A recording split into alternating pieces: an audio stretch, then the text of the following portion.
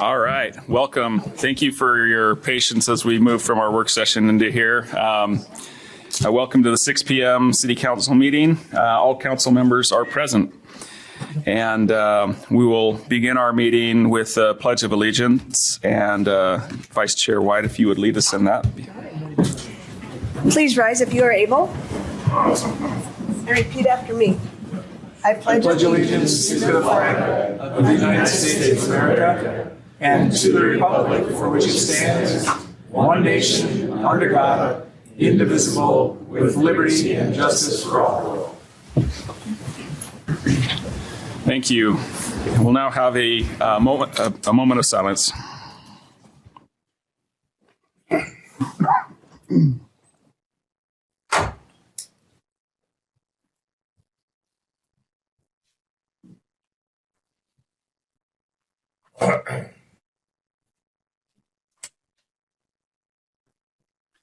Thank you.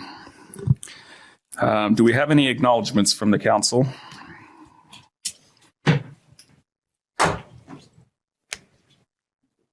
Okay. Yeah.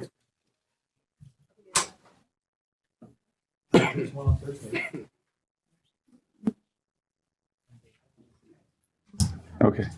The mercy card.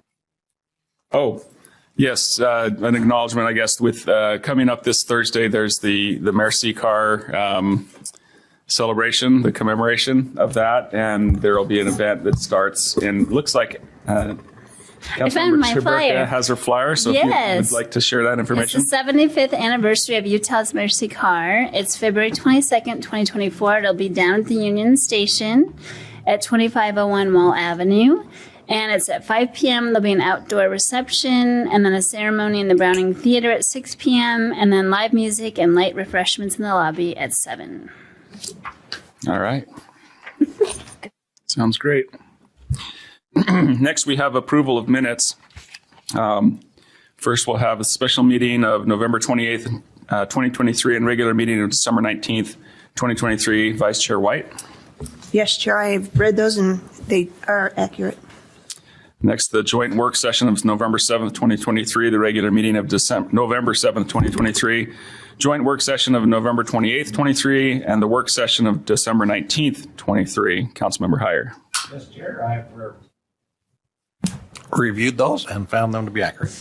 Wonderful.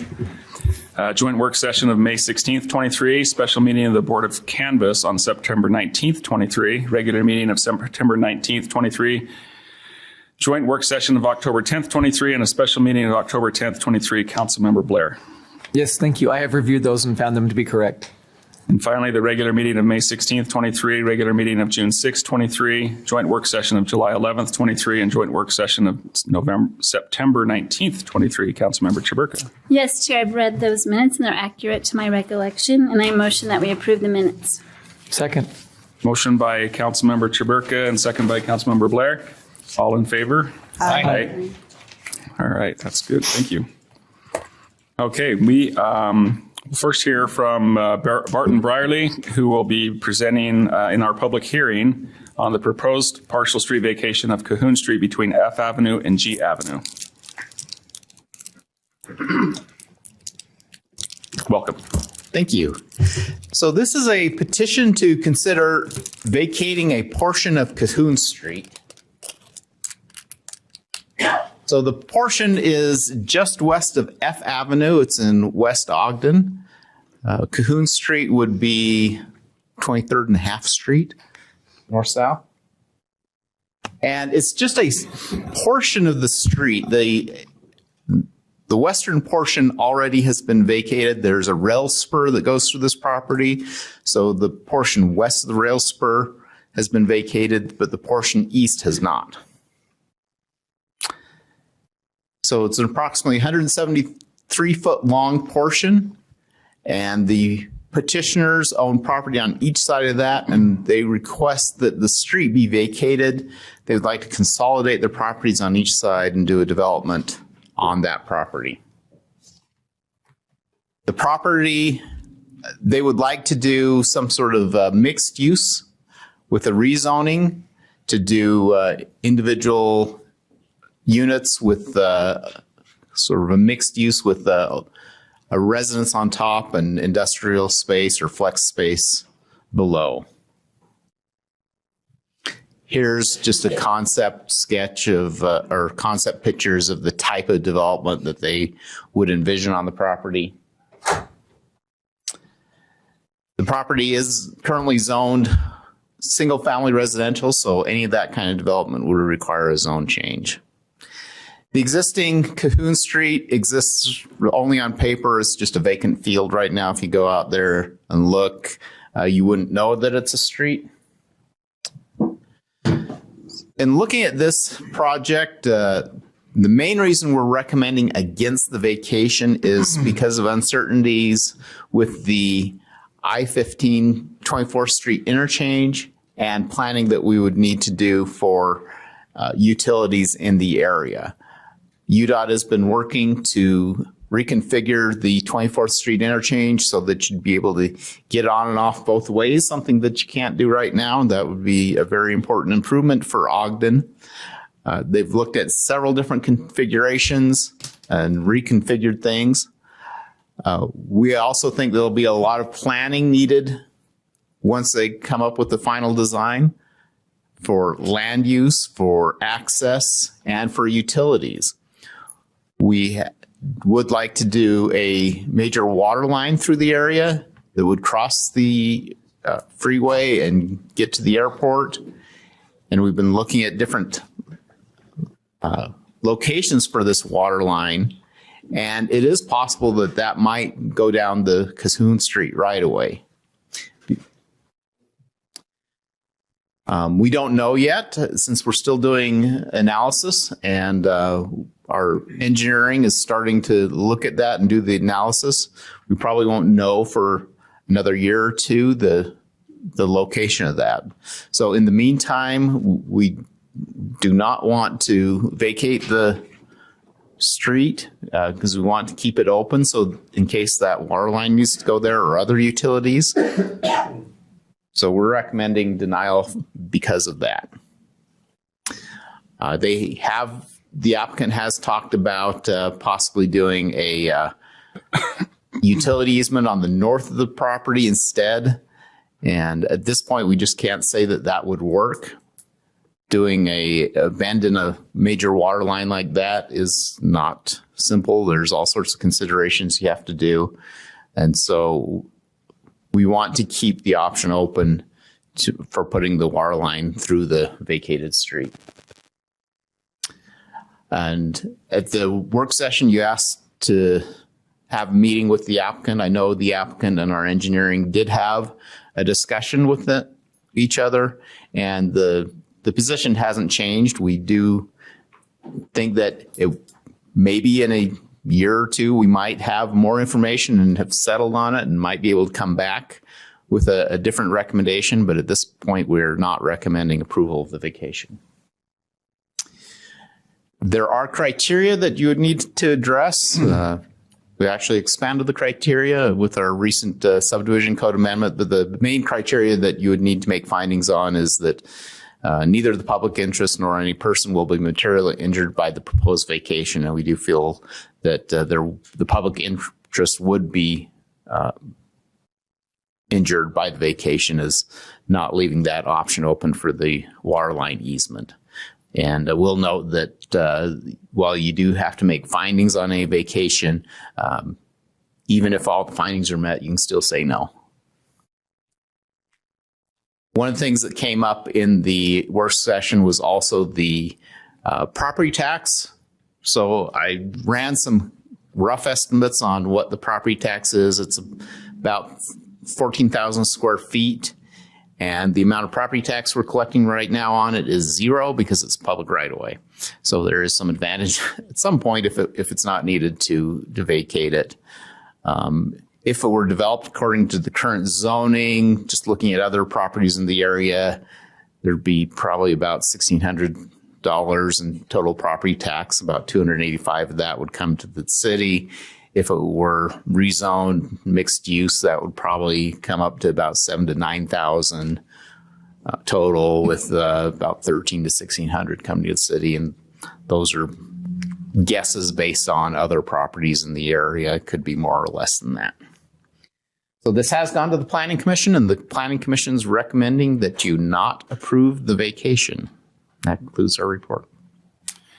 Any questions for Barton from the council at this point? This is a public hearing. Before we hear from the public, though, the petitioner is here, correct? We could, if you'd like to come up and share come on up and state your name for the record or names for the record. Hi, my name is Luke Kennard. I live in Provo, 4101 North, 140 West, Provo. And I'm Steve McClary, and I live in Draper, 127 East Wayfield Drive, Draper, Utah. Yeah, so thank you for a chance to speak tonight. We love Ogden. My wife's from Ogden, and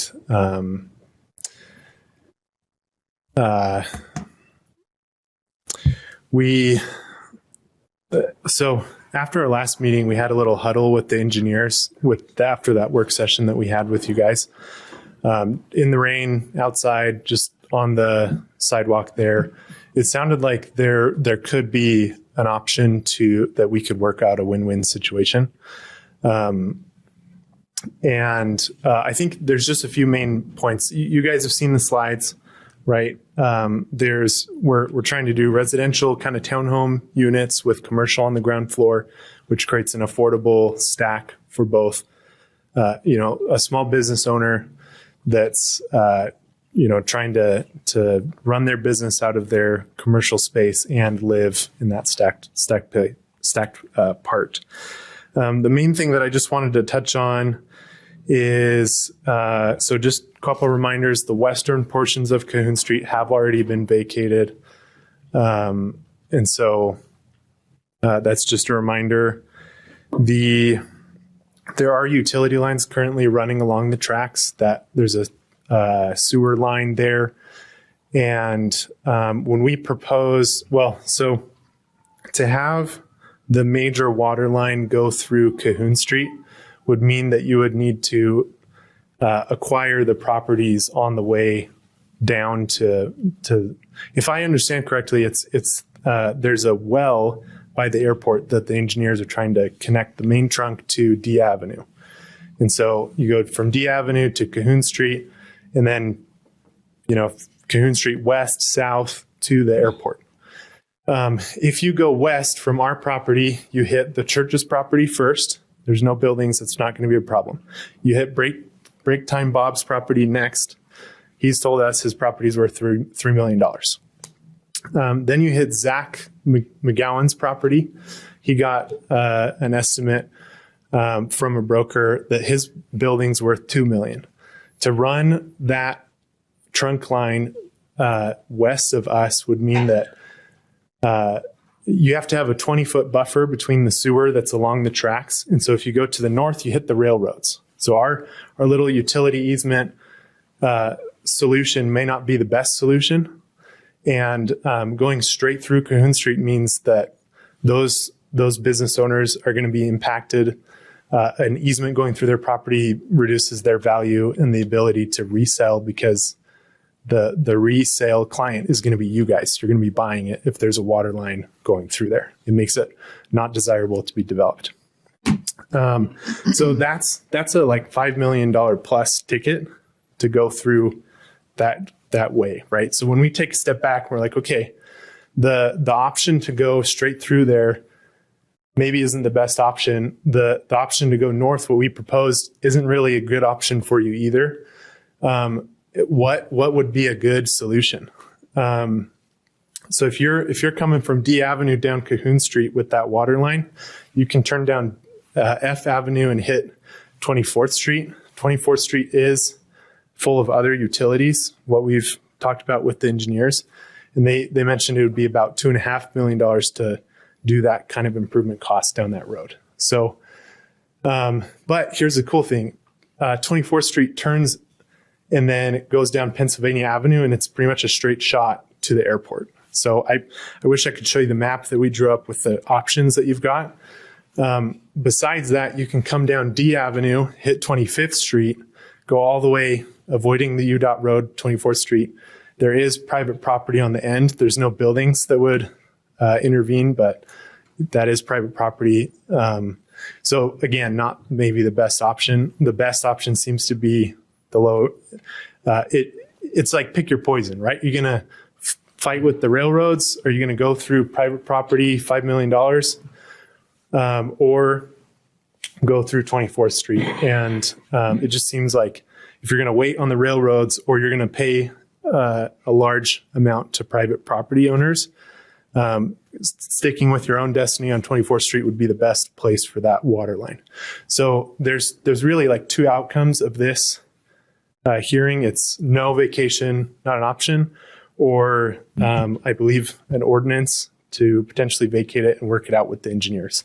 And so obviously there's more planning that needs to happen, but that would be our proposal, is that the option of going where it, like Cahoon Street as it is, that little piece is going to be really expensive if that's the option. And so it's not a viable option compared to what other options are there. And from my side, unagendized, honestly, I want to just ask a simple question, because I know my position as a property owner. I've owned property and stuff like that. I'm not a huge fan of what we're proposing here when we have a public infrastructure option available. Plus, traditionally speaking, I've done this for a long time. What you have is development year over year that offers you better solutions over time. And what you guys are saying is this little 170-foot area is so crucial to this infrastructure that you'll potentially maybe need to earmark it and use. You know, that's not really how development has worked in the past. Normally, over the next 15, 20 years, as they try to figure out UDOT, the intersection and stuff like that, there will be better opportunities that will be presented to you that you don't have to, because the last thing you guys want to really do is eminent domain, already vacated areas. And Break Time Bob is here for the same reason, because we reached out to him, because if I'm on their side of it, I mean, realistically, you're talking the railroad and you have an offset because you have to work with the railroad and having utilities outside of their easements. And then you have a sewer line, and then you have to have a 25-inch line that has a separation off of your sewer line. So off of that, and then your water line on top of that has to have an offset that comes in even more encroaching onto their angular property right here, which almost eminent domains the entire property. And so from their side of it, legally, if I'm them, are you doing a material harm to the community and me? Absolutely. When there's $2.5 million worth of infrastructure, you're scared of going down what's already been set up as a main corridor. We're in Eden, Utah right now, having to do the same thing to pipe from the reservoir up. And what we've done is we've used all the roadways because we didn't want to hurt the community private rights sector, because I've been there. And that's what this is saying. What you guys are trying to say here and saying, you're saying, and they keep saying, the engineers love them to death, but they keep saying, well, this is our property. Great. But you're subjecting your property on everybody else to the west as soon as you say that.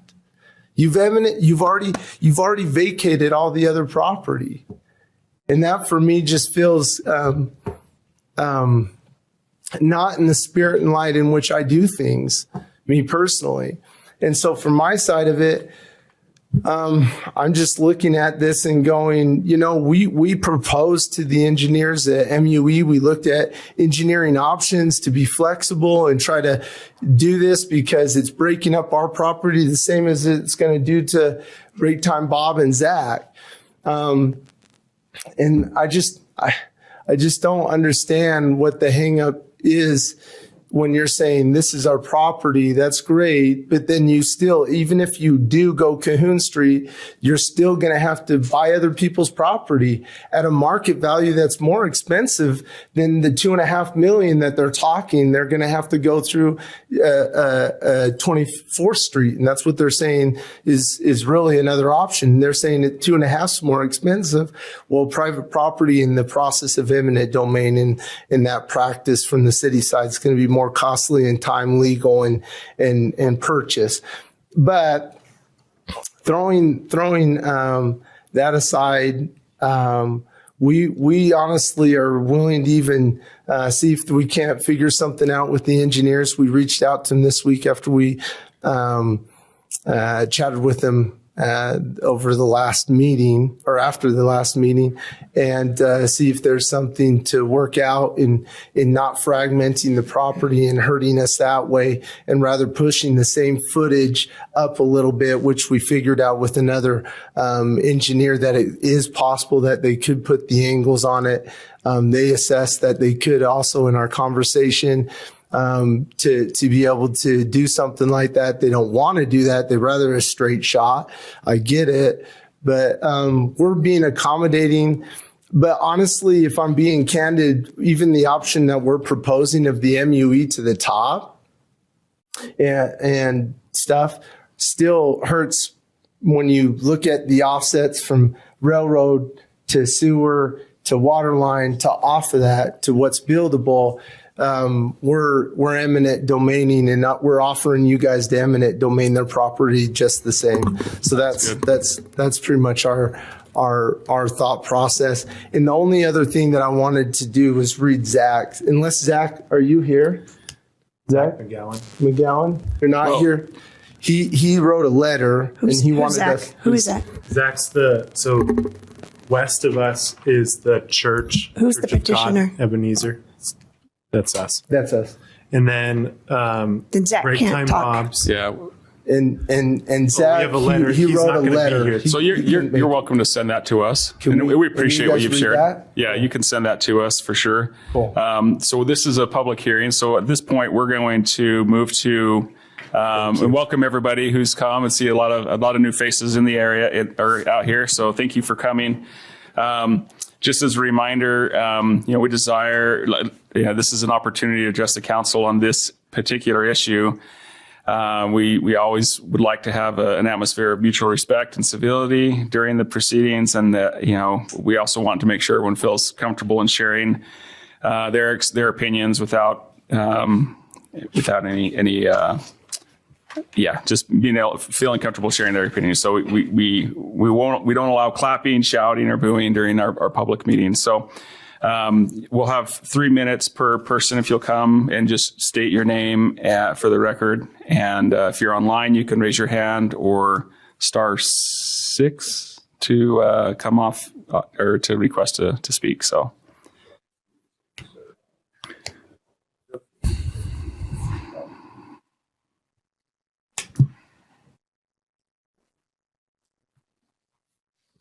Hi, Travis Pate, Ogden resident. I had the opportunity to review this pretty significantly in regards to just having been in waterline construction. As soon as you bend a pipe, you have then now components, so that could lead to wear and tear. You have to do thrust blocks.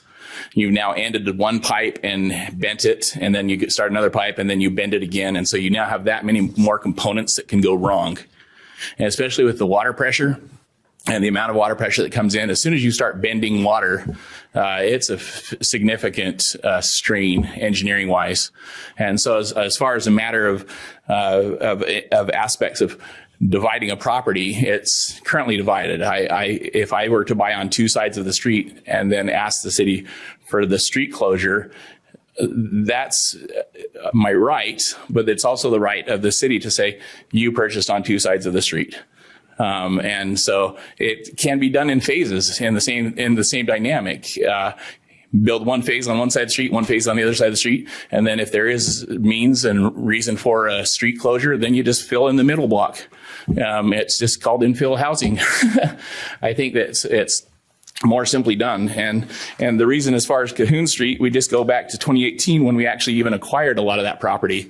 It was just basically Weber County sent us a list and said, here's a whole bunch of islands and annexation of Island A. And you look right there and there's Cahoon Street. We've only owned the property for only a few years. So to think that we vacated portions is possibly not accurate because we didn't own the property until 2018.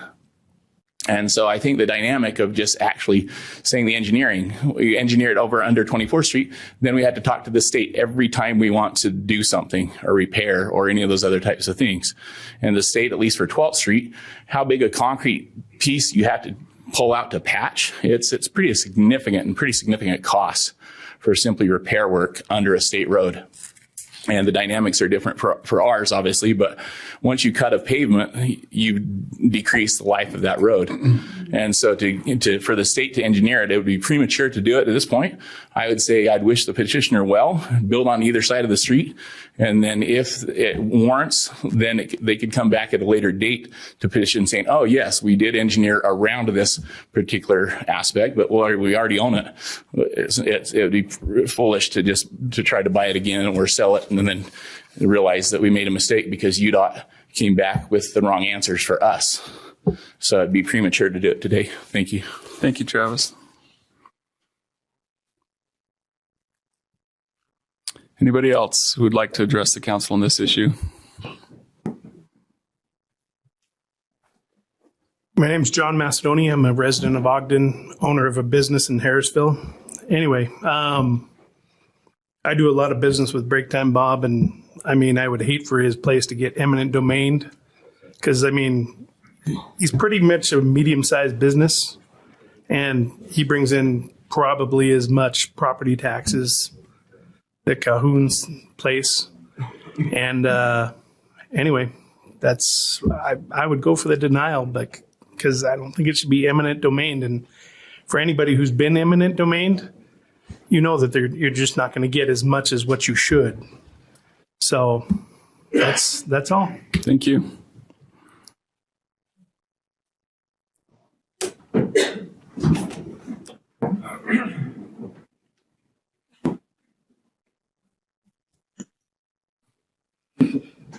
My name is Tyler Gray. I'm actually the owner of the property. And I'm all for UDOT making a new on and off ramp there. And I want to work with the city as much as possible to be able to have the right way of water for whatever purposes need presented. I really hope that we can work together throughout this process and really make it happen on any way possible. I'd hate to see any of my neighbors lose some of their property for a water line.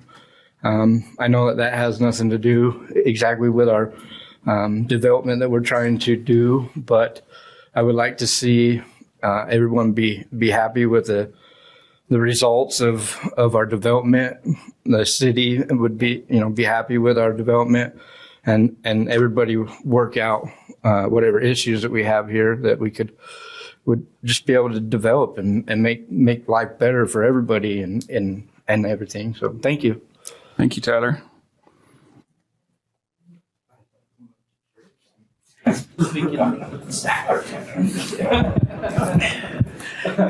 Good evening. Angel Castillo, Ogden resident. This one's a little hard for me because if you know me, you know I'm obsessed with housing, workforce housing, and different types of housing models available for purchase. So initially, I'm like, yes, more housing for purchase. However, it's my opinion and many people's opinion that government's first job is to provide infrastructure, public safety, and access to utilities, and everything else is really nice and a great reason to live somewhere. And I support the Planning Commission's denial of this petition because we are growing, and we are growing very, very quickly. And there is a certain sporting event that is coming to town, and we are going to not only have to provide for our residents housing and places to do business, but we're going to have to go outside of that for this sporting event that's coming. And that's going to put a strain on our infrastructure. So I applaud the Planning Commission for slowing things down and being really judicious when it comes to infrastructure infrastructure, because this is the kind of thing that really gets costly if you get it wrong. And I encourage the Planning Commission and the Planning Department and the Council to consider some of Travis's suggestions of offering to work with the petitioner within phases. The thing that I would hate to happen is for a petitioner to feel as if there's a wall at the city. And I've supported the new administration because I believe that administration is committed to removing the wall that was there. So perhaps to encourage the petitioner to work with the city to try to build in phases and to can still be welcome and still make sure that developers coming here feel as if they are being seen and heard. But I also, again, fully support the Planning Commission and recommend denial of this particular version of this project. Thank you.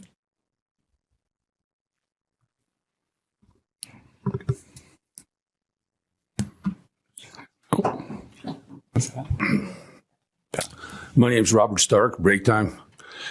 I've been there quite a few years, and the roads are getting narrower. The roads are getting wider. The property's getting narrower.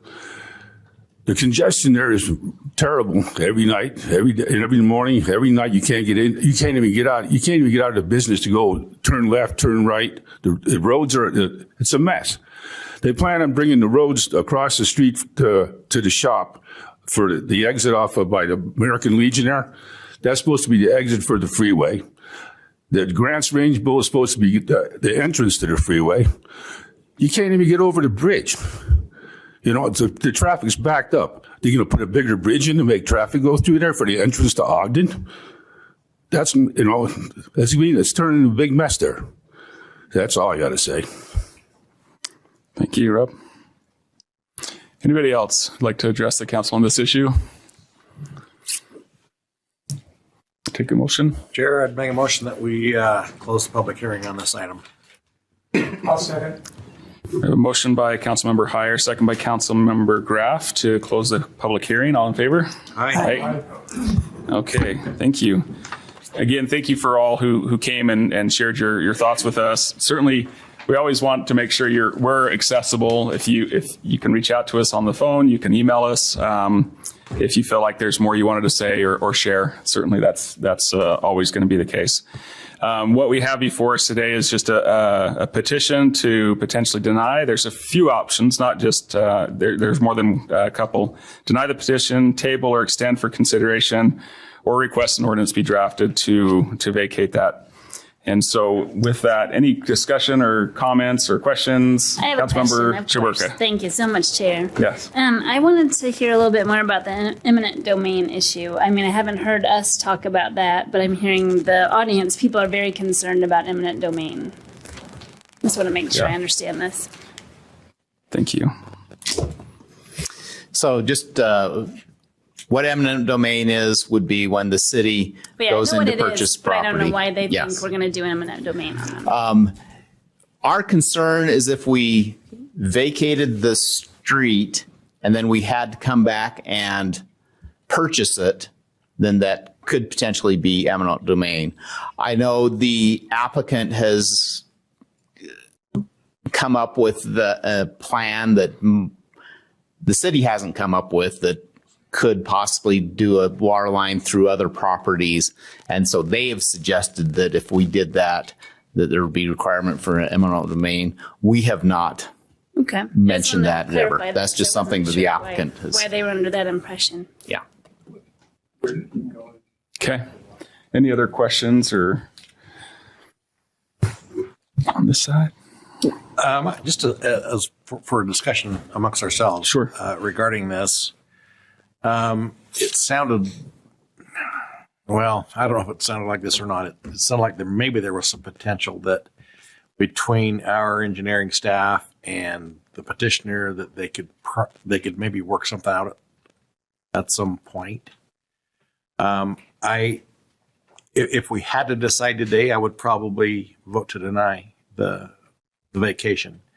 But if there's some potential that something could be worked out in the future, I'm happy to extend this for that discussion and an extension would give them as much time as they wanted, and then it could be brought back. It wouldn't settle it soon, but it would also not require the petitioner to refile. To start over. Yeah. So that's kind of what I would propose. It's not an motion yet. I'd love to hear your thoughts. So, any other thoughts on that? I agree. I appreciate you saying that. I feel like I tend to agree. If we were to vote tonight, I don't think I would feel comfortable moving forward. I would also vote to deny. But it sounds like both sides have communicated to each other. There's an avenue for communication, and if something can be worked out, I think that would be great. But it just feels like we're getting many different scenarios wrapped up into one, and I don't think that there's a lot of validity to what another option would be right now. So I agree. I'm happy to extend this and allow those conversations to take place, and then if something can be worked out, then that allows them to start from that point moving forward, not starting from the starting point. Vice Chair White? Yeah, so I just have a question, and I don't know where it fits in this, but where it's zoned R16, I thought that usually we have a more, complete zoning change that comes forward with us in these types of situations where we might do a vacation. Because at this point, I would definitely choose to deny it because we're not looking at, they're looking at changing the zoning of it. And I'm once it's in their hands, they can do whatever they want with it, with that R1 zone. So, I guess, don't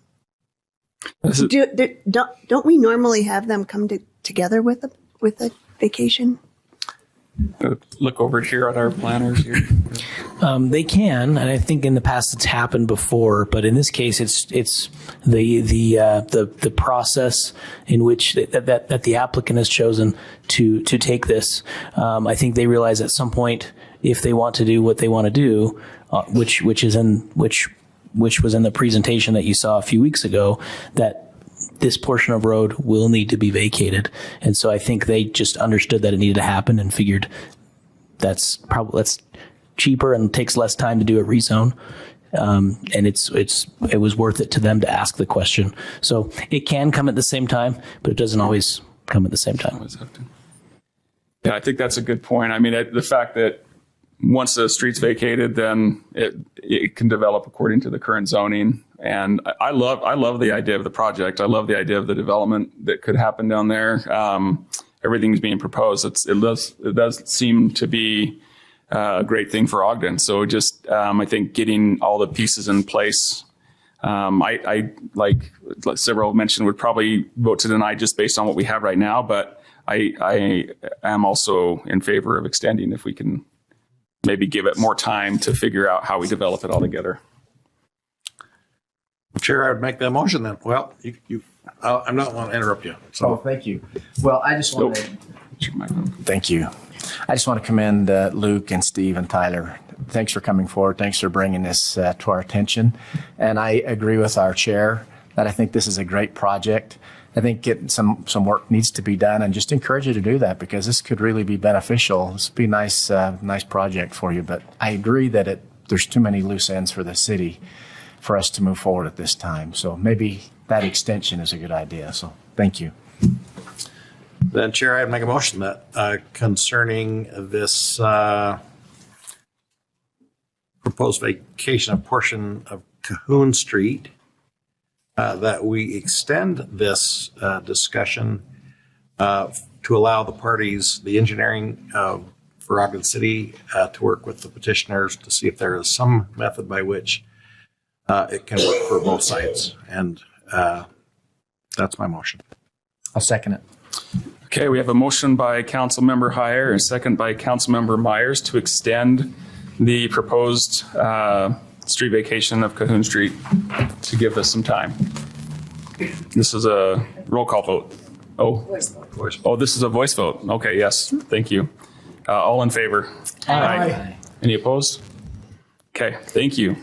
I think just as a follow-up, I think I would like to hear from engineering as well as part of the No, Absolutely. no offense from planning. Engineering was referenced a few times, so I just would like. Not necessarily at this time, but yeah, in our follow-up, that would be great. Thank you.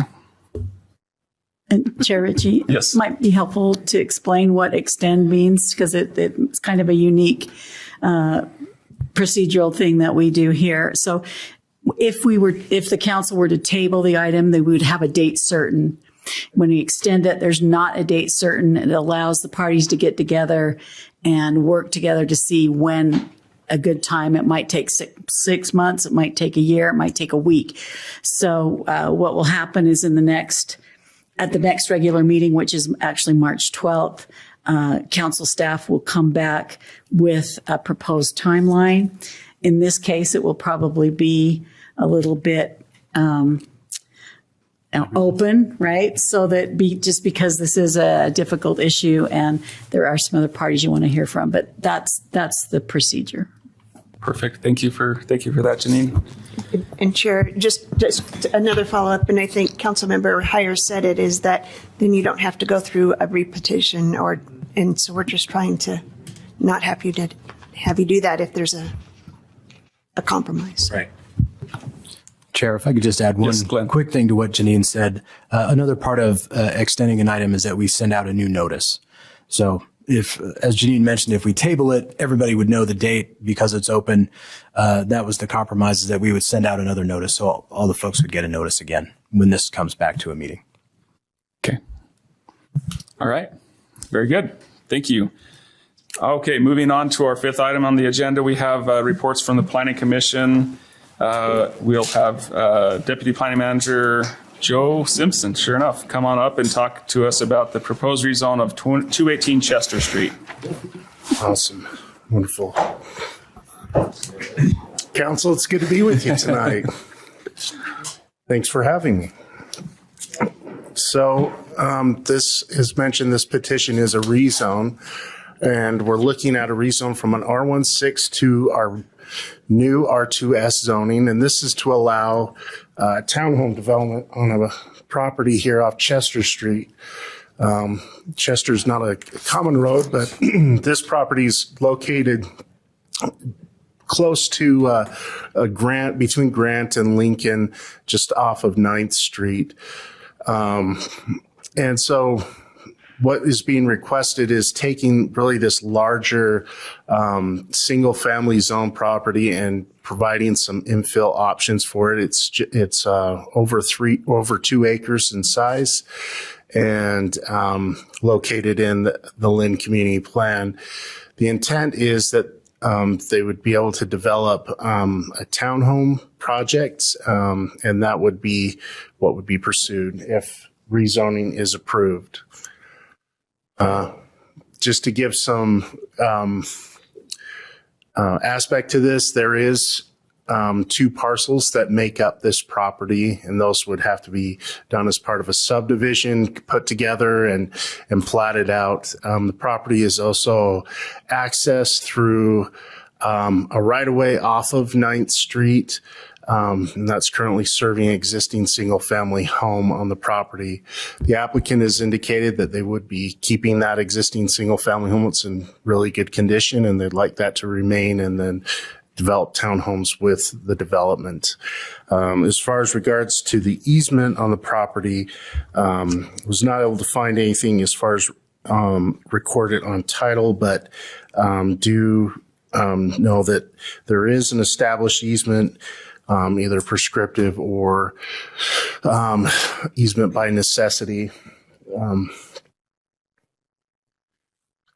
Just give some visual of this. The property's situation is where it's located with single family homes kind of generally to the east of it, and then to the west of the property is recently developed some townhome projects, some apartment projects. There's also commercial.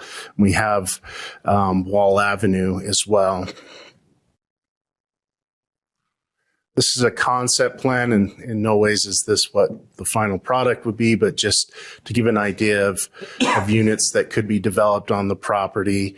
And then again, showing on the top left there, the retention of the existing single family home on the property. And just idea looking at townhomes with attached 2-car garages. So what I love to talk about is this new R2S zoning. It is a 2-family zoning and small lot residential zone. So what this means is either single family lots can be developed on it that are much smaller in area size, like 2,500 square foot lot area size, which, you know, sometimes the size of people's homes themselves. And so it allows for a lot more density. It also allows for an option with townhome type developments, attached single family row housing, we call it. The condition of that under this zoning is the individual units do have to be subdivided individually so they have individual ownership of each unit. So it can't be a large rental property that's all under one single ownership. So some of the things that the commission has looked at is, you know, the situation of the property, and this property is uniquely isolated from the neighborhood right now. It's really a large vacant piece surrounded by developed property. And these can be very tricky to develop in trying to find access to them and running utilities and things of that nature to support development. Single family oftentimes can be difficult, you know, in that you're not able to get enough density to make the cost of creating all those necessities of utilities and access to make a project work. With this new zoning, it allows some density, but allows to create residential where there's more owner occupation opportunity in the area, which adds compatibility to the neighborhood. Additionally, whether this is done with single family lots or if to be done with individual townhome units, they would have to be developed under a private subdivision, which would have requirements for common area and open area. This particular project would require a group dwelling, which has standards in place. In fact, we're going to be talking about group dwelling standards later. That will require buffering and screening to be in place to add compatibility with the project with the surrounding developed properties. So one other thing to point out, the commission found that having this R2S zoning creates a good transition between single family residential zoning that we have to the north and south and to the east, with the multifamily and commercial that is developed and exists to the adjacent west. And so that's one provision we look at, is creating these transitions and these buffering between different uses. The other is that it needs to follow property lines. See many a problem with split zone properties. There's lots of problems that come with them, and this proposal would follow the perimeter of the property and follow those property lines. The other thing pointed out already is the isolation of the lot and the difficulty of developing infill. This will require, access to be maintained to the property for those units, but also require the addition of pedestrian access to be put in place that ties the development with the surrounding neighborhood. And then finally, as we try to look at the Lynn Community Plan, there isn't really a lot available there to look at. It is an older plan. 1986 was a while ago. So it really has there's an old R2 zoning, which is long since gone.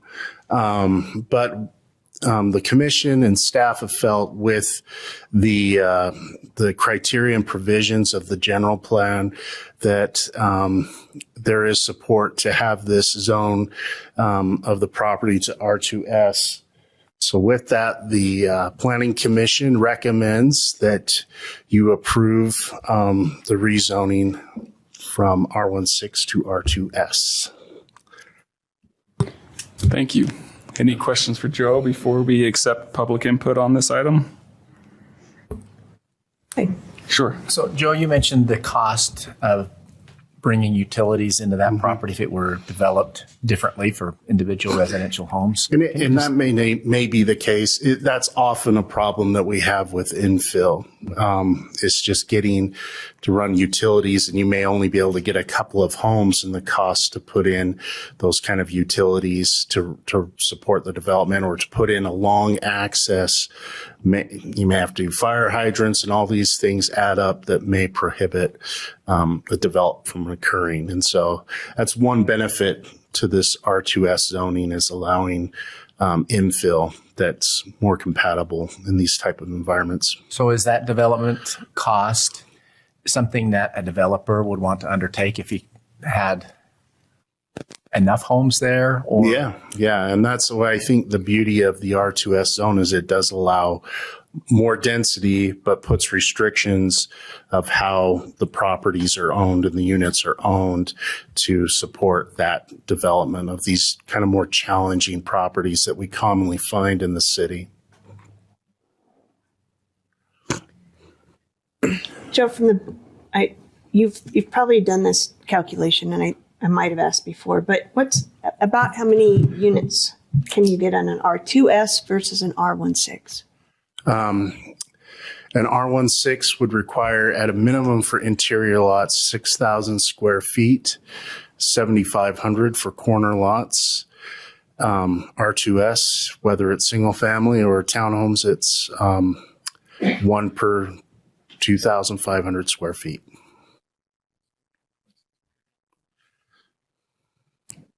So how many units is that? Yeah.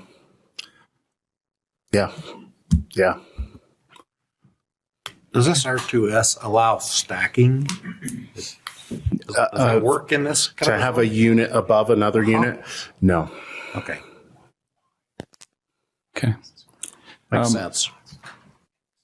We do also have the petitioner here. So actually, before we receive public input on this, if we could have the petitioner come and speak to this.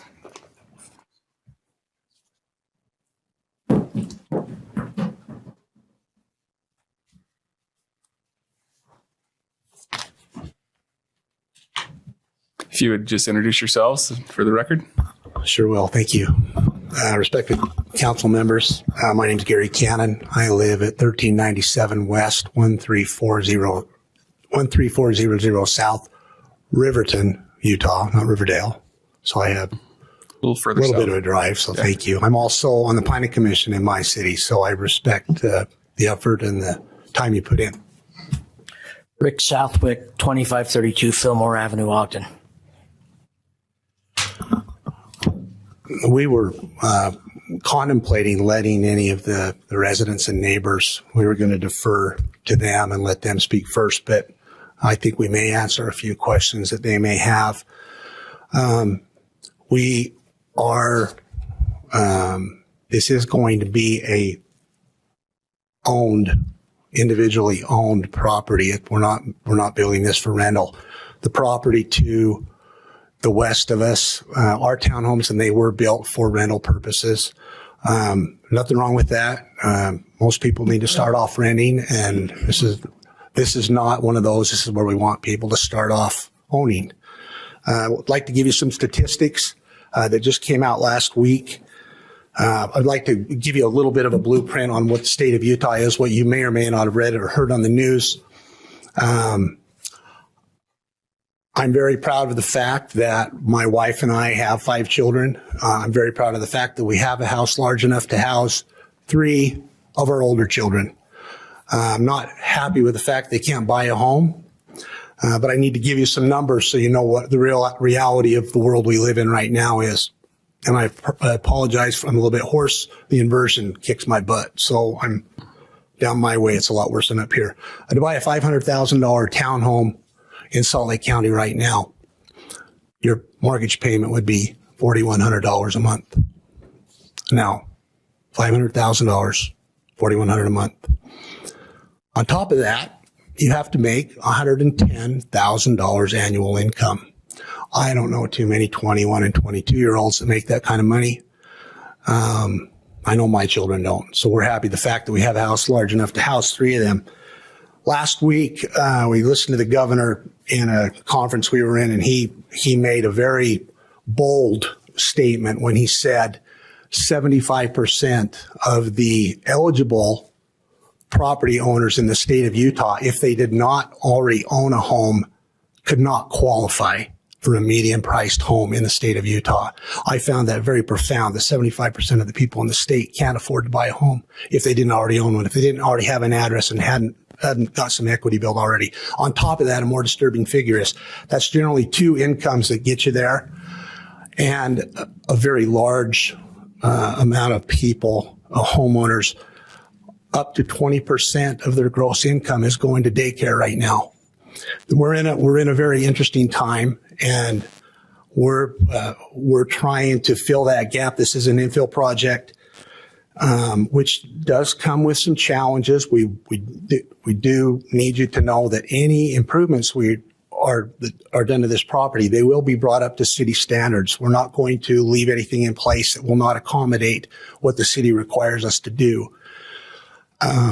We're very proud of this project. We will also like you to know that we have been soliciting builders that reside in the Ogden area. We're not looking at selling that. Now, this could change. You know, if we can't find anybody, there might be one of the volume builders from out of state come in. But a couple of gentlemen that we met with today are residents of Ogden, and they've done a couple of great projects here. Again, it's an owner-occupied, not a low-income project. It's going to be affordable housing, and it's not going to be sold to an investor or to a large group of people to rent out. Rick? Mr. Simpson mentioned not able to see access. There is a deeded right-of-way. It's recorded on the property to the west, and that was done when the prior owner sold that western piece. So there is deeded right-of-way access for this. So that issue is not a problem at all. And we're just excited with this. I think this R2S zone that the council approved recently is one of the best things going in the state of Utah. And we're just tickled to be able to bring a product forward that will help our kids and our grandkids embrace the American dream and have the opportunity to own a home here in Ogden. Thank you. Thank you. One last point, and I've never heard this used before. One of the planning commissioners used the word historic.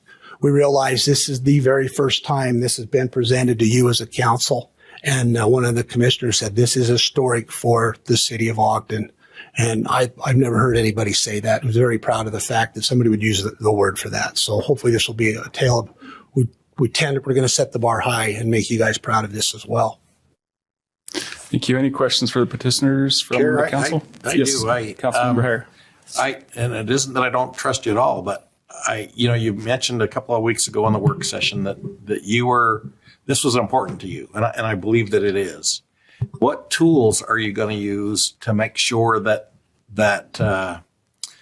these are purchased? I mean, are you going to do deed restrictions? How are you going to do that? The zoning requires that they be individually platted. Right. And so we'll be marketing them. And the other thing is that the legislature passed last year, I'm trying to remember how many million there's grant money available for first-time purchases of new construction property, and 60% of that money is still available from last year, which tells us that very few builders are building at below that threshold of 500,000. It was like 400. Yeah. So, I mean, depending on what inflation does and cost you, but we're hoping that these will come in the low 400s, and depending on what the final design is, maybe under 400. So, as a planning commissioner over the last 3 or 4 years, I think we've approved over 2,000 units in Ogden. Of those, I can only think of one project that ended up on the market for owner occupancy, and that's the townhomes that have just been finished on 16th and Harrison. We just went through those, looking at those. It's a fantastic product, and the developer there said that of the units that have been on the market and sold, 18 have sold, 17 of the 18 are owner occupied. The 18th is a second home for someone from out of state. So I think that speaks well for what we're trying to do, and that we need a lot more of this in Ogden. Well, I salute you for your proposal. I'm excited for this kind of a development going forward. Thank you. Thank you. We will put deed restrictions in place if it's needed. I don't know by law what that looks like, but we're going to do. We're in real estate. We don't either. Yeah. We've done it. I've done it before. I've seen it done, but it will definitely be done. Great. We don't want to be. Thank you. Thanks. Any other questions? No, thank you. Thank you, though. Thank you. Jared, looks like you've got something to say. Come on up, and then we'll take public input on this. Just real quick, I'd like to mention to the council in consideration of this item, one of the things that we could do that we have not done, but we could talk to the petitioner about potentially doing a development agreement and along the lines with this rezone to ensure that these are owner occupied and it's not a for sale or rental item that would go with it. If, we could talk to them about that. Just wanted to bring that up, that is a possibility of something we could look at and discuss too. May I ask a question about that? Yes, go ahead. But that wouldn't control what happens after somebody purchases it, right? It's not like a deed restriction. No, it's not a deed restriction that necessarily gets, but it would be something voluntarily that the developer could sign that would ensure that is the model that they are producing and what their intent is to do. But yes, future ownership, once it's sold and out of their hands, without the deed restriction, you couldn't actually do it inevitably, but it's something you could do on that first sale. Yeah, and I guess this is just my own comment. I'll wait on my comment. Okay. Thank you. Thank you. All right. If you'd like to come and address the council on this item, you'll have 3 minutes. And again, just please be respectful and state your name for the record, and you'll have 3 minutes. Denise Goddard, 206 9th Street. So we are the west corner of that entrance on Chester. So when they put in the 9th Street townhomes, they said those were going to be sold. They're rented. So I would really hope that you do make sure those are sold so we don't have trouble with that change. Also, we were told that street, Chester, was going to be no parking, but there is no sign that says no parking. There's no red curb that says no parking. And that's because the street is too narrow to have parking, as well as have a fire truck go back there for their safety.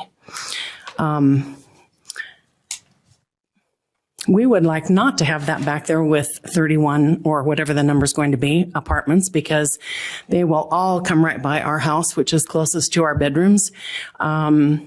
And that was built in the 60s. Anyway, the pictures show they're 3-story. We're being told they're 2-story. Why are the pictures showing they're 3-story? When they say, oh, well, we didn't put the right picture. Why, with all the technology and with the ability of realtors and so forth, why? Is it 3-story because the parking's going to be on the bottom and then 2 more stories on top, which will then block more of our view for the mountain? It shows, I believe, 10 parking spaces for the 30-some units for visitors.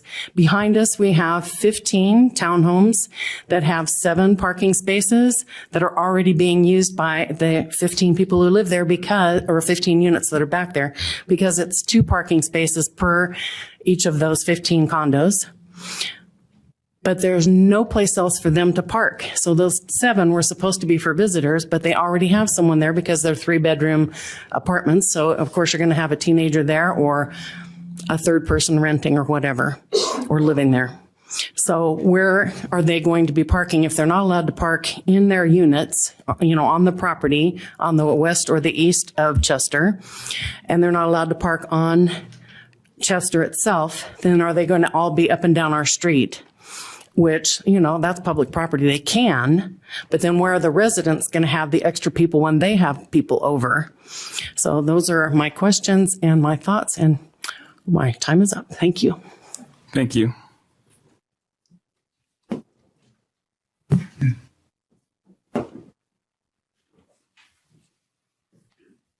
Hi, my name is Amy Moss. I live at 180 Chester. So I'm behind the 15 townhomes that were built that are just adjacent to the 218 property. I just wanted to mention something about this property. A precedent was set by Ogden City. When Judy built this house, the house that's currently on the property, she was restricted from building any larger of a home because she did not have frontage property. So I don't know why that you would allow more building on the same property if the precedent was already set that she couldn't even build bigger than the original property, or the original home that was there. So that precedent is what, to me, the only thing that's changed is the ownership to Mr. Southwick, who's on the Planning Commission, which seems to be a conflict of interest here for me. The other thing is Mr. Southwick has also said that he was going to price these around $400,000, which would be higher than the homes that are in this area already. So to me, that's attracting only investors that are going to subsequently rent these homes they are not going to be owner occupied, because our area doesn't attract people with that level of income. So that's what I have to say, and thank you so much for your time. Thank you. We have a petitioner or not a petitioner. We have a citizen online, Jamie Duarte. We'll go to that next.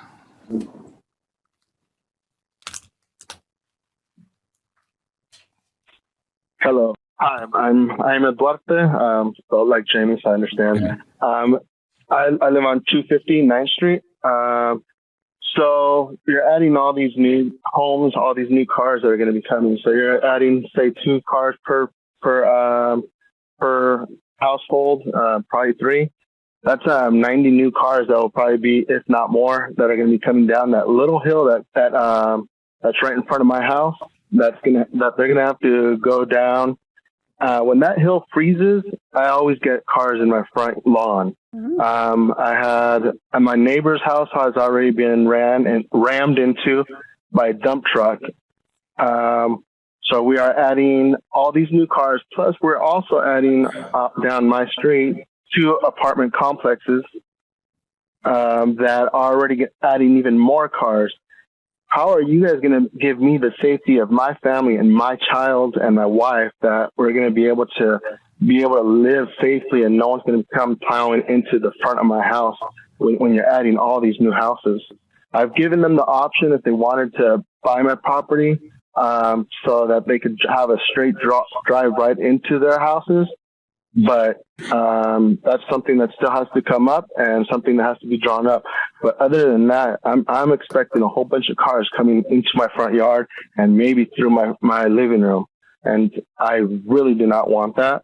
I don't know how you guys would feel about having a car drive through your front door. I don't think anybody would want that. I'm worried for the safety of my family when you keep adding more and more vehicles driving through a street that's not supposed to be handling so many vehicles. That's all I got to say. Thank you, Jaime. Sorry for mispronouncing your name as Jamie, but thank you, Jaime, for your comments. Okay. Anybody else here in the that would like to address the council?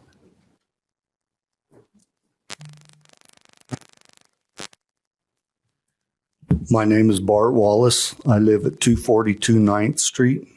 This proposal is right in my backyard. I think it's a crime if somebody from Riverton comes up to this area and loads apartment buildings. I'm going to call them apartment buildings because that's what they are, glorified apartment buildings. If the city would allow them to build a nice little subdivision back there of single family units to where they would be able to buy a home, take pride in it, have a yard for their kids, I would be all for that. There's a there's a little subdivision just off of 12th and Monroe called Deer Walk or Deer Run. I don't remember which one. It's a really nice little subdivision. They could do the same thing on this lot as what they did there.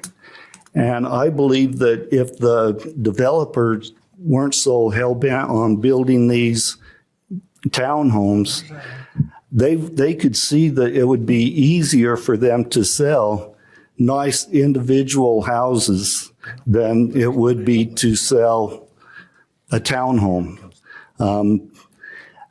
It would make the neighborhoods safer, because we were promised that the townhomes that were already built just west of there, we were told that they would be sold and not rented, but we were lied to by the Planning Commission, and that makes me very upset. But it only makes sense to build, it's going to bring down our property value. If I wanted to sell, or when I want to sell my home, somebody walks into my backyard and sees this monstrosity amount of townhomes, they're not going to want to buy my house. It's going to bring our property tax down, or property value down. So, as a resident of Ogden, I'm asking and I'm praying that the city council just allows them to build single family housing and not put the townhomes back there. Please. Thank you for your time. Thank you, Bart.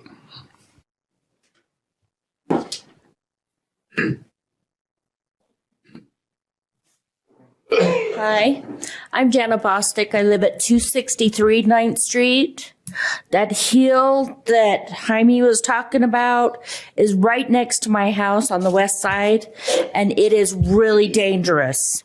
Any more traffic on the street, you already can't let your kids outside to play in the front yard.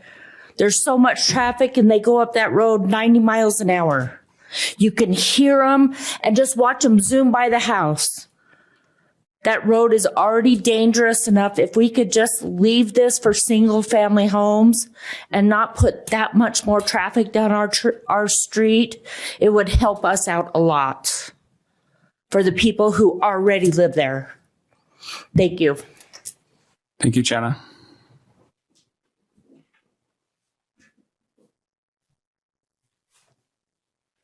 I'm Josh Felix. I live at 269th Street, and I'm with everybody else on not doing this because of the traffic that is already on this road is just, it's crazy. And like she was saying, you know, we can't let our kids play out front really in fear of who knows what's going to happen on the road because it's so busy already. It's right between Washington Boulevard and Wall and the hill, like everyone's talking about. I've been in this house for 15 years.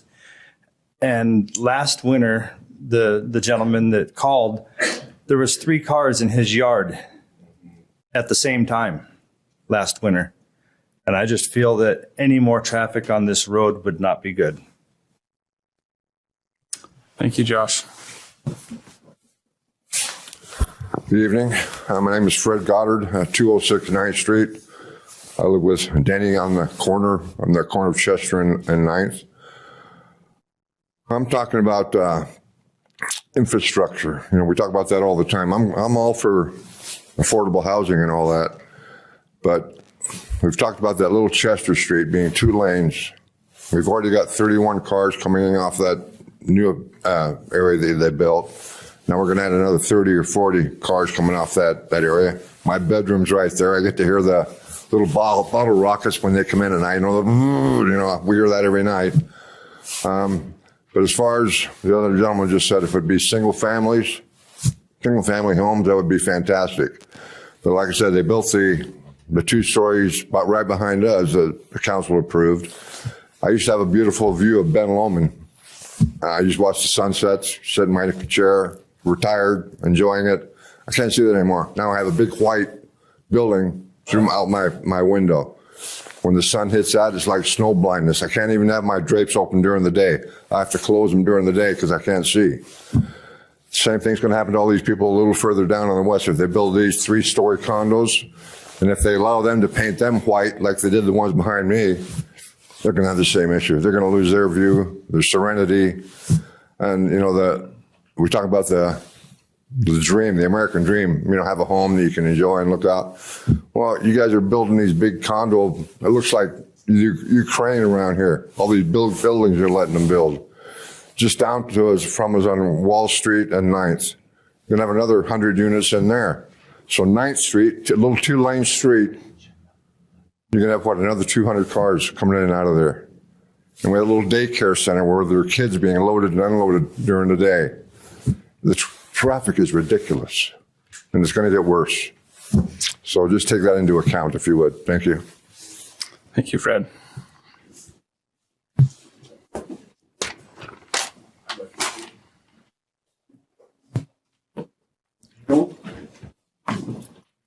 My name is Mr. Haddon. I live at 236 9th Street. These proposed townhomes are going up right in my backyard. Okay. Number one, I'm going to have these big blaring lights right into my back of my house. Okay. The traffic is off the hook. The fire possibilities of fire, one of these units catch on fire, the next one's going to catch on fire, and the next one's going to catch on fire. My house could possibly catch on fire. I agree with Mr. Wallace there as far as somebody from Riverton coming over here to develop property in your town, not ours, okay? If you guys don't put the brakes on this development in Ogden's going to be just like Detroit.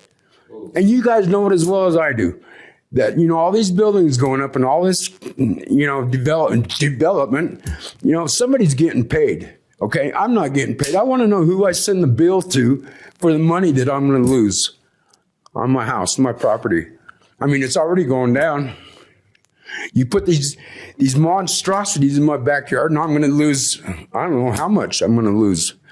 So who do I send the bill to?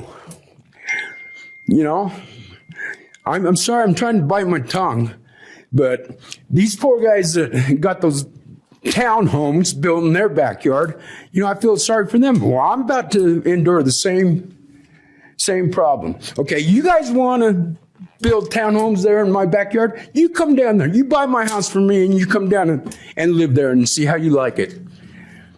It's not right, You guys don't. None of you guys live down there, Do you? Any of you live down there? I think not. Okay, so if you guys really want to buy those or build townhomes, buy my home for me for twice, double what it's worth, so I can go somewhere and buy a house and be comfortable.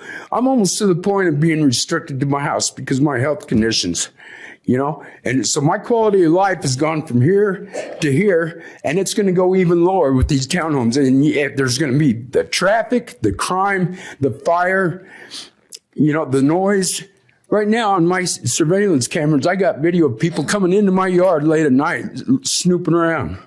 Okay, it's only going to get worse.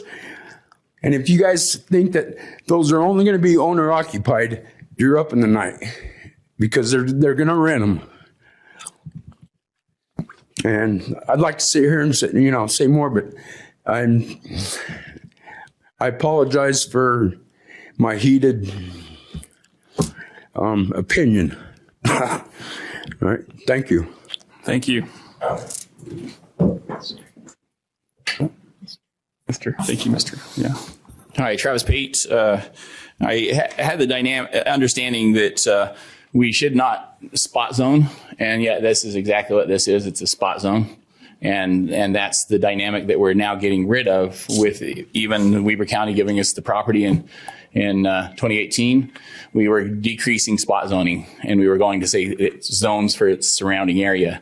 We have some in my neighborhood that were basically, said, oh, we got these two properties now isolated. In April last year, we changed them over to the neighboring zoning, even though the neighboring zoning was the original zoning that these properties have.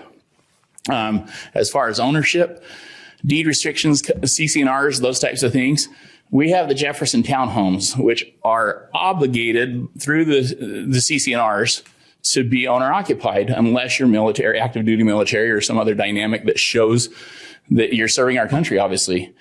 And yet, how many of those are not owner occupied? A plethora of those. And how few have business licenses to actually rent them? Very minimal. But the city has no teeth. Oh no, that's a civil matter. They haven't been up there with code and zoning enforcement to say, you have a rental business license? And then if they don't, then it's, oh, shame on you. Not, hey, let's surrender the amount of profit you made on this and actually double the amount of profit you made on this as a penalty. And so until there's some teeth that say, that enforce the ownership and the deed restrictions, it's not going to matter. The dynamic to me is view corridor and vista preservation is in our community plan. Some of the points as you go through, here's the date and timeline of this property. Some remarkable things have already happened in the Lynn community. And yet we have a outdated map, and then we just pretend that that's sufficient. And look, this is an improvement on our outdated map. It's pretty sad. The Wall Avenue properties, when they came into the Binghamport area, were required, if they had a second floor, it was to be in the roof line. That's what this neighborhood has. Single family homes, detached garages.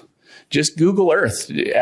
So this either needs to be denied or continued. It needs to be continued for more information, because the Lynn Community Plan has some amazing updates and proposals that both the Weber County Heritage Foundation and Ogden City Landmarks have looked at and approved, because it's a heritage. It's Ogden's oldest community is the Lynn community.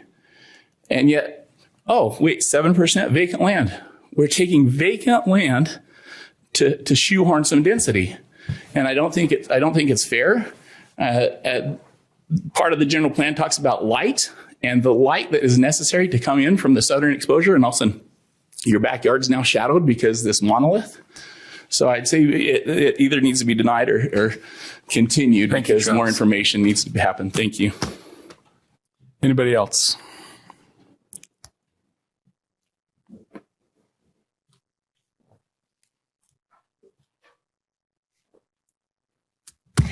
Angel Castillo, Ogden resident. I don't envy you. This is a tough one. You're not going to be able to please everyone. And that's the really challenging part about being where you are, because you have to make decisions that are the best for the Ogden we are, while looking at the Ogden we're going to become as we're growing. I thought it was absolutely wonderful that it was re-upped, that at a 2024 interest rate is at a 500,000 home is a $4,100 payment. And part of the challenge with this code, I'm all for the R2S rezone, and I disagree a little with Travis in the aspect of this is infill, and it's a little different than spot zoning. Spot zoning is just for one person, one property, and usually a business. But we're at a point where we need these changes, and I'm really excited that the planning department is doing an R2S zone. But I think we're not talking about, and I don't know if it's for this one or if it's the next session, is we have to talk about making sure that our code allows for smaller square footage, actual livable unit, home or rental, particularly because at $500,000, that's $200 a square foot. And it's kind of what we're doing here in Ogden. We're building $500,000 homes with our housing funds. And we need some of those, but we also need a lot more workforce, teacher, fire, that type of thing. And so the way to get that to pencil for developers is to allow them to build smaller. And, I know I'm a broken record about Tempe, Arizona and the micro estates, but it was a winner out of the gate, and they were sold and waitlisted, and they are 600 square foot Energy Star homes with 900 square foot space. And the FHA minimum property standards for financing is 400 square feet. I mean, the past is not going to be our future. What worked for our parents and our grandparents no longer works. We have to do something differently, and we have to look at being flexible with allowing smaller footprints, which we're doing. It's amazing as far as the actual how many homes can be put on an acreage, and it's a smaller acre. It's a 2,500. That's wonderful.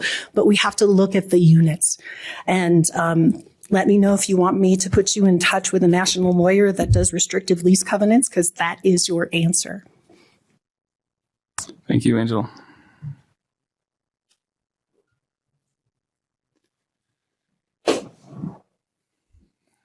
All right. Thank you. So I've got a bunch of notes. Chair, at this point, do we want to close the public hearing? So it's just a public input, so we won't need to do a motion on that. Thank you. But yeah, there's probably a number of questions, and I don't know.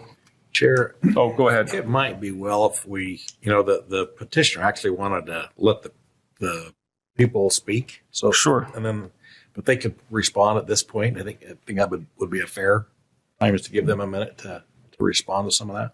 Yeah, no, I think that's so. It just kind of was where I was going. Is there's a couple of questions, and I think the petitioners are some that could be answering some of these. So yeah, go ahead and if you would respond to those that you took notes of, and I will try and fill in the rest. I guess my first comment would be that regardless of whether you like what you saw was a concept. The zoning allows certain heights. It allows townhomes, duplexes, or these small single-family homes. So we will still have to go through back to work with the planning staff to get plat approval, subdivision approval. So I would encourage you to approve the rezone. Let us go back with the staff and work within the parameters of this R2S zone. As you look at the map, one of the maps of the area shows you the number of developments throughout that neighborhood that are medium density like this is. This isn't high density. When we build these properties, it's going to improve the values in the neighborhood. There are a range of homes in the neighborhood. The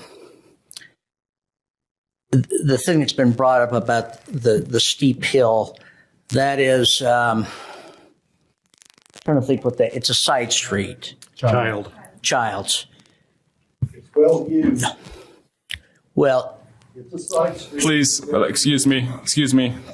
Please, we're listening to the petitioner. Thank you. Councilman Myers has a business on Washington, just north of 9th Street. I think he knows the area extremely well.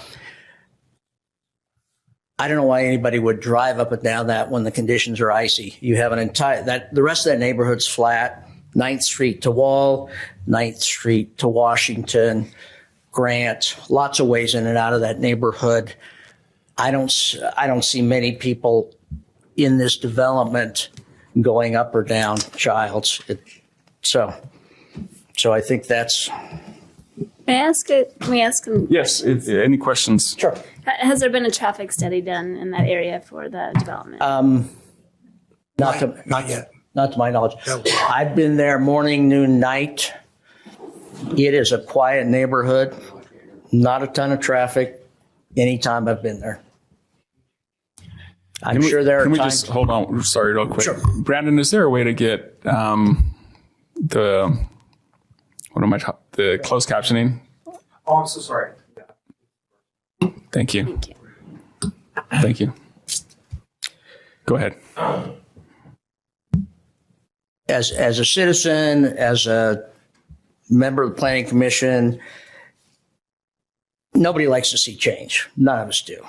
We all wish things could stay the way they were or go back to the past.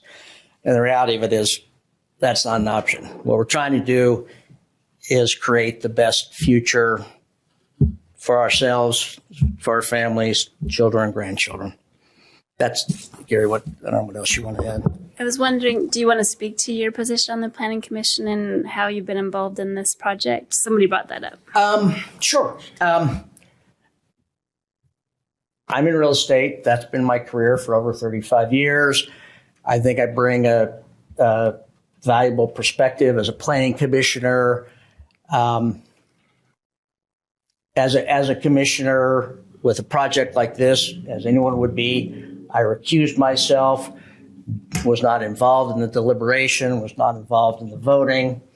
So that was like any other project. It was presented to the members of the commission that were there. They deliberated. It was a 7-1 vote. I don't have any more say or influence than anyone else on the commission does. So had I been sitting there and voting, I would have had a conflict of interest. By recusing myself, there's not a conflict of interest. Any other questions before I make a couple points? And thank you. If you don't mind making a few points, and then, that would be great. Thank you. I'll be brief. And I'm very respectful of the fact that the neighbors are here and they do have some concerns. I would be too. So the fact that they have pride in their neighborhood shows a lot about the community. I want to address the fact that I am very proud to be a resident of Utah.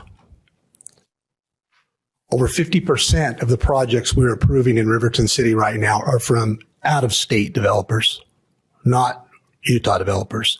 So the fact that I'm here as a representative of Utah, not just of Ogden City, if I lived in Brigham City or far west, I don't know if that's a close enough community for me to have an input on that. Well, I'd also like to point out a couple other things. The maximum density in this project that we could design a project around would be up to 40 units. We're at 32. So we have put in some amenities that we feel will be a benefit to not just the residents in this project, but in the neighbors too. There's going to be a dog park, a gazebo. There's lots of more than adequate park for what the city requirements are right now. Also, I'd like to point out this is a concept drawing. Both the concept as well as the house plans are we brought those in as something for you to visualize and see what it could look like. There is a maximum height. Another thing I'd like to address is the parking. When parking is calculated in a project, it is not just the non-owners of the property. It's also the driveways. It's also the garages. So if you took those numbers and just for the 2-car garage units, which I believe 90% of them are, 85, 90%, that would give you a total of 4 parking spots in front of every. And I would certainly hope that you wouldn't need to utilize all 4 of those, but the non-resident parking is there for just that non-residents. I'm sure that it gets abused. Do not get me wrong, and we have no control over that. Also, we're kind of proud of the fact that we were designing a product that would be more. The values of the property in there will sell for more than the surrounding neighborhood. That doesn't mean that those properties outside of it are any less than in here, but the fact that we're bringing a product to the market that's over what their values are rather than under is a statement to what we're trying to bring here today. Okay, thank you. Thank you. Okay, council members, any discussion or questions for Joe or just discussion amongst the council? There is a height restriction. What is that height restriction? Joe, if you can address that. Of course you can. Of course you can. Very good questions. So it's really the same as a R16.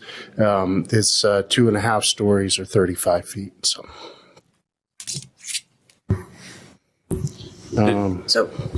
I just want to clarify, just to make sure.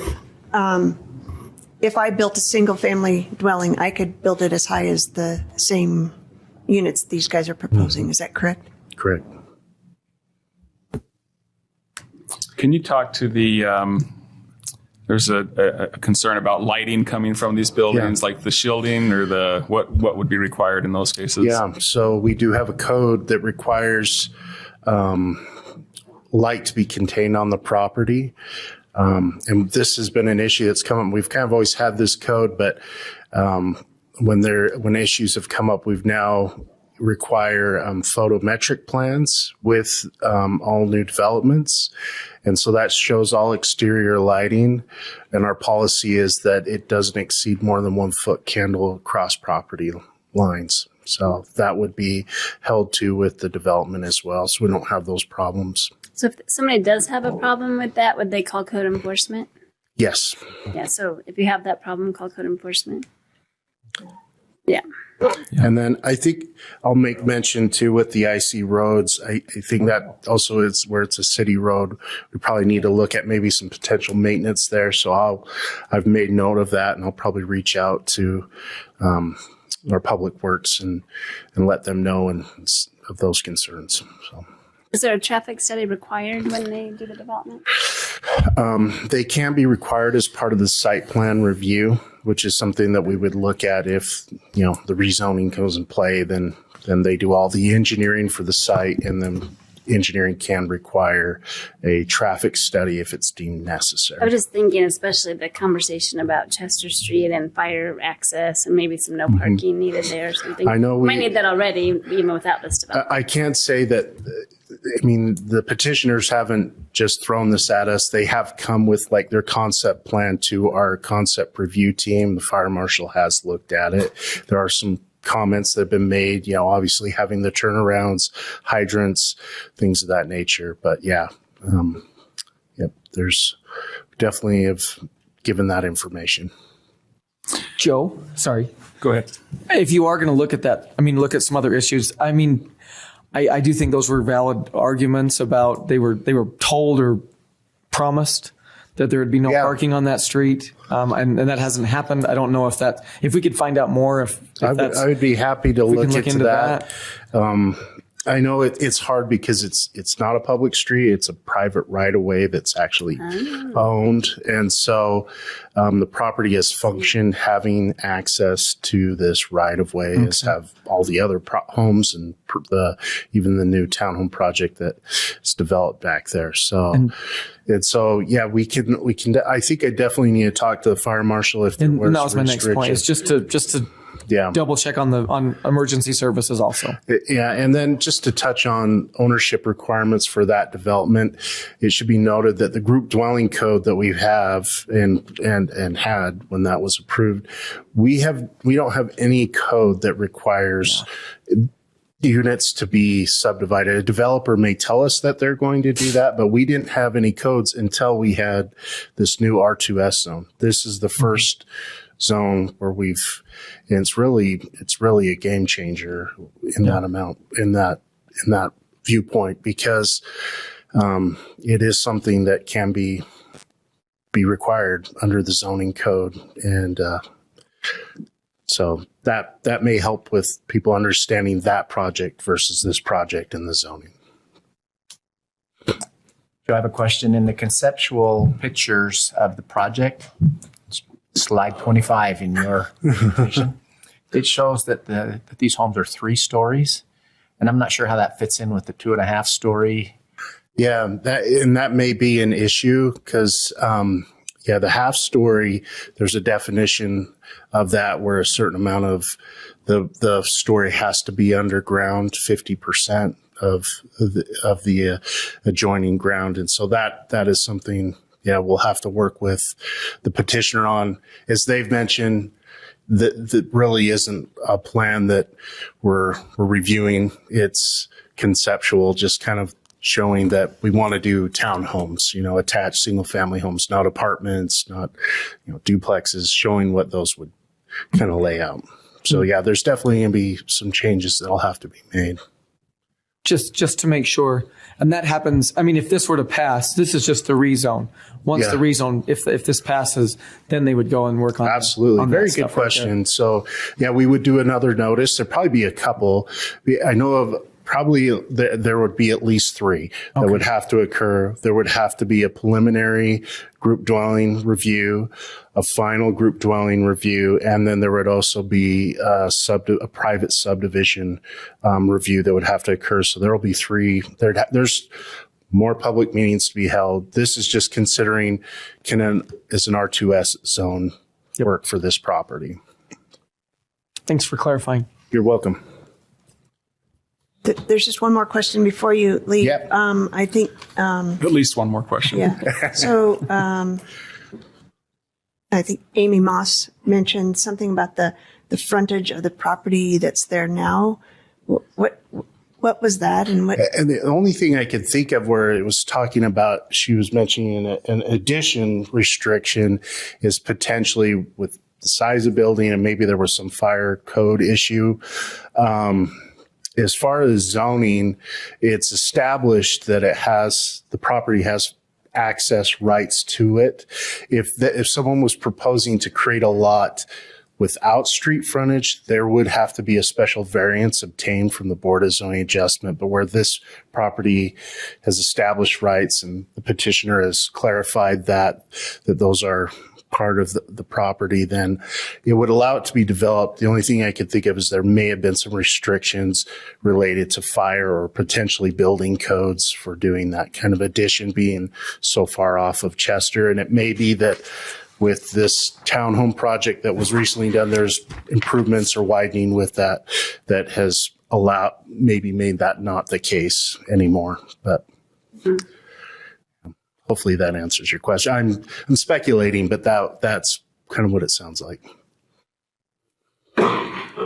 The only other, I don't really have a question, but the only other comment I have is I just have a very hard time dictating to a private developer that they need to deed restrict or look into deed restrictions when we haven't done that ourselves in our own projects. I mean, I think that's where for me, it's just a personal issue that if we're developing homes that we're saying that are supposed to be a certain range of affordability and we want them only to be for sale, we should probably do that to ourselves before we start doing it to private developers. It can be very difficult. It comes down to obviously police powers and then, takings, right? And that's the legal term. And so we have to operate within those bounds where we're not taking individual rights. And so that there is some ways around it that have been talked about, like development agreements is one that could be explored.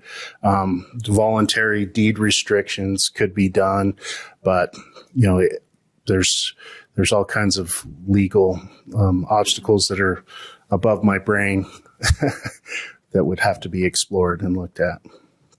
I just know we need to be careful with that because there's that potential of takings involved in private property rights. When you talked about that roadmap going forward, at least 3 additional public meetings, Yes. Those would go before the Planning Commission? Planning Commission. All 3? All 3. Okay. So that would be, okay. And then the other question I had was on Chester Street, where that's the deeded right of way. Would there be any adjustment or improvements to that road?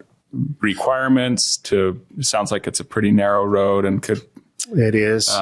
There probably will have to be some improvements adjacent to the we're fronting the property onto that right of way for sure. But they would where it's private, there's a little bit more restriction on requirements going all the way out. I know that improvements were required as part of a group dwelling for the already zoned R4 townhome development that occurred, but there would be frontage requirements required under the group dwelling standards, if that answers your question.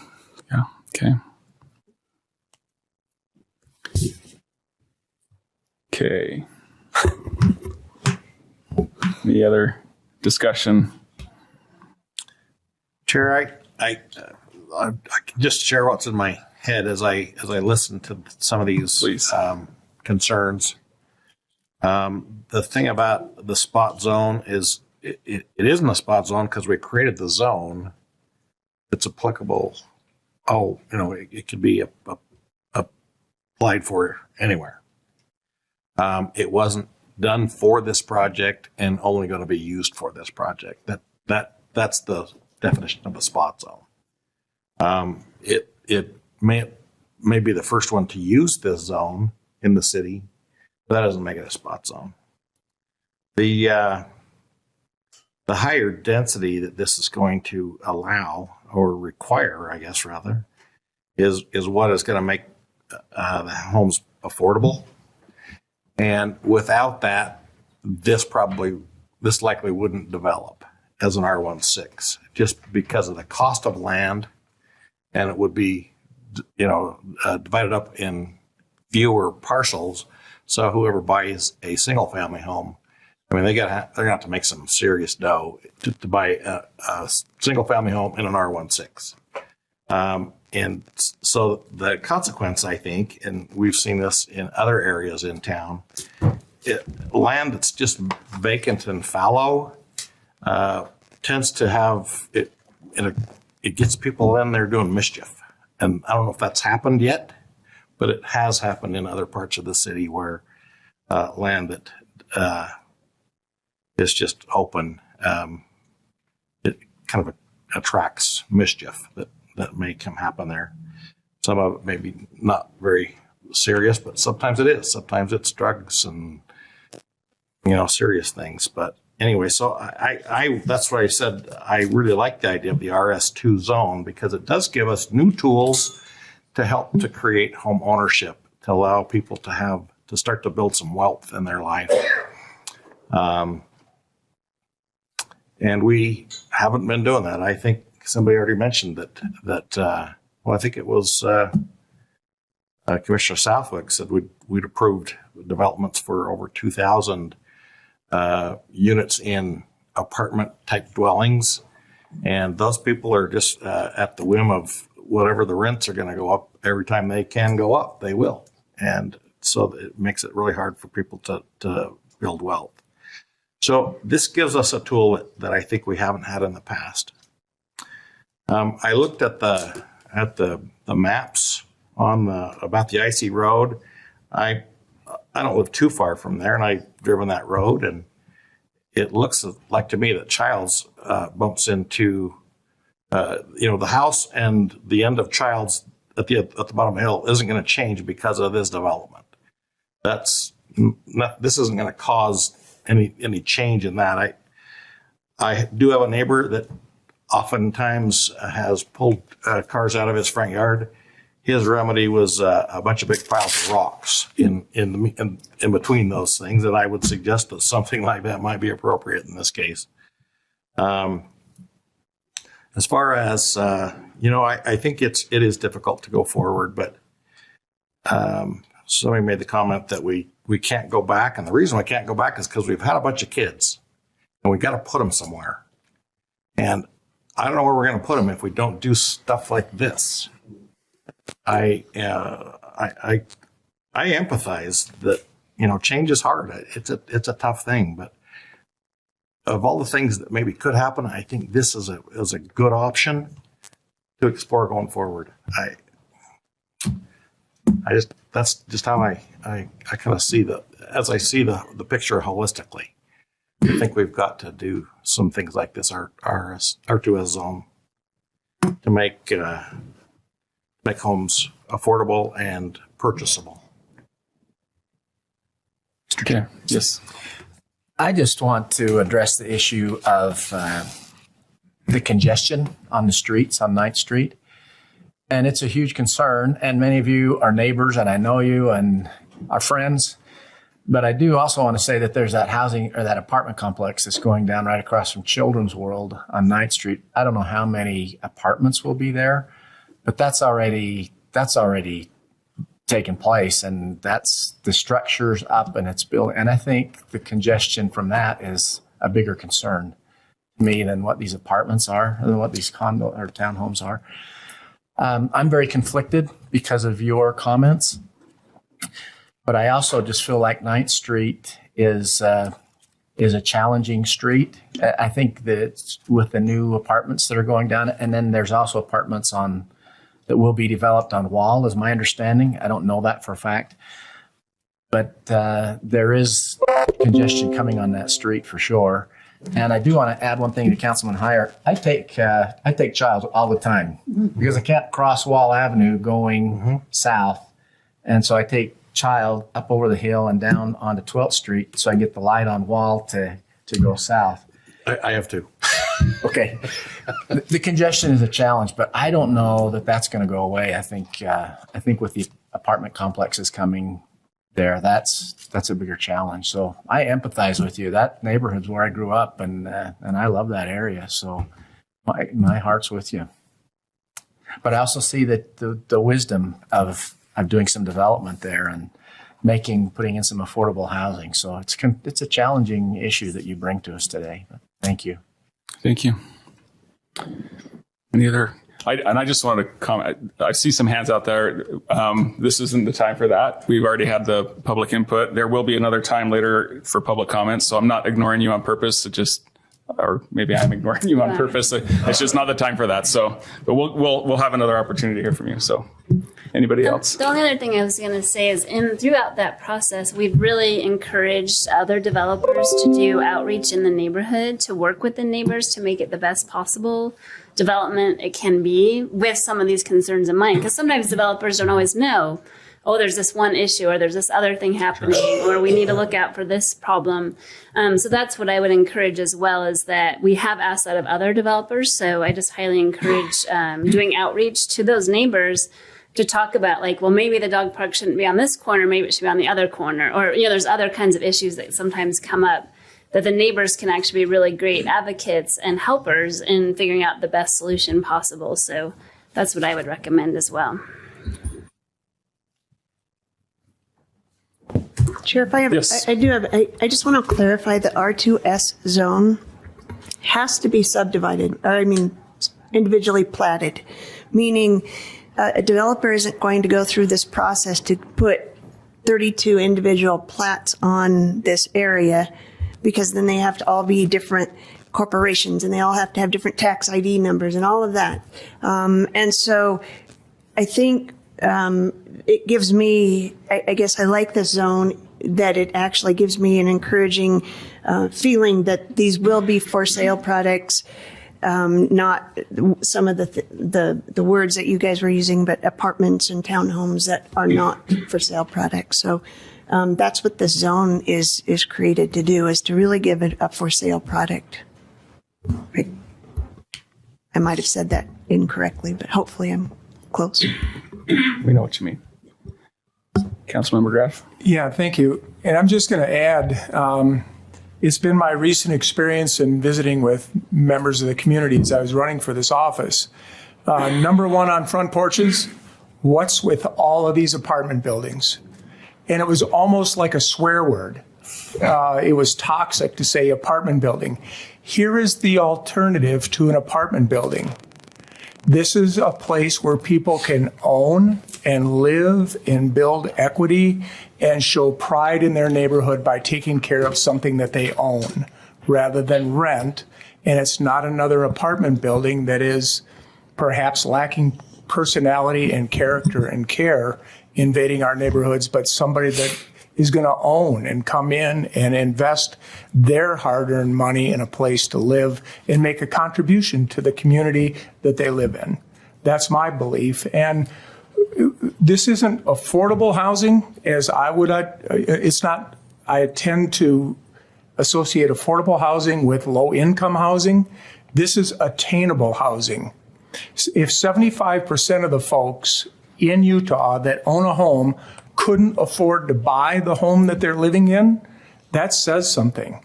We really need to work hard to create an opportunity, and it looks different than the first house I bought, and maybe the first house others bought. But this is an opportunity to make a purchase and create some equity so that they can get onto this ownership ladder and move up over the course of their working lifetimes. So I believe that R2S is a great tool to accomplish the goal of ownership in Ogden rather than more apartment buildings. I'll give that a hear. I just wanted to comment. I appreciate everyone coming and sharing their concerns. It is a tough issue and change is definitely hard. I also want to point out that we have some amazing people from the city in the room listening, and those that need to hear about slippery hills and things like that, they're here listening to that, and I know they're taking notes, and hopefully there'll be ways that those things can be addressed. I'm not promising anything. I'm just saying that I know that they're here listening. The other thing that I thought was interesting in our work session on this last week, I think, I had received some communication about some, troubling things going on 8th Street, which is just north of this area.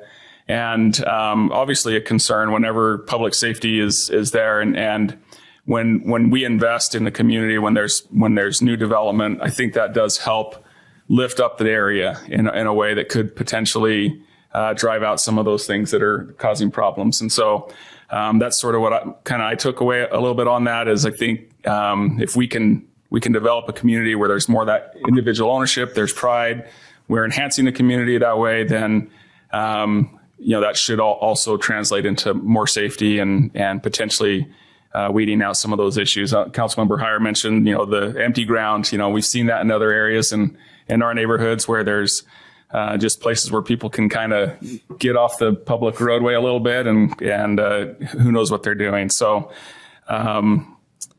yeah, I guess those are some of my thoughts there. So at this point, I don't know if there's any other discussion or if we want to look at a motion. And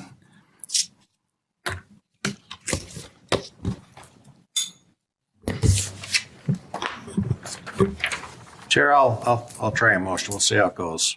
I will make a motion that we adopt ordinance 2024-3. Okay. I'll second. Okay, we have a motion from Councilmember Heyer and a second by Councilmember Graff to adopt proposed ordinance 2024-3. And this is a roll call vote. Councilmember Blair. Aye. Councilmember Chaburka. Aye. Councilmember Graff. Aye. Councilmember Heyer. Aye. Councilmember Myers. Aye.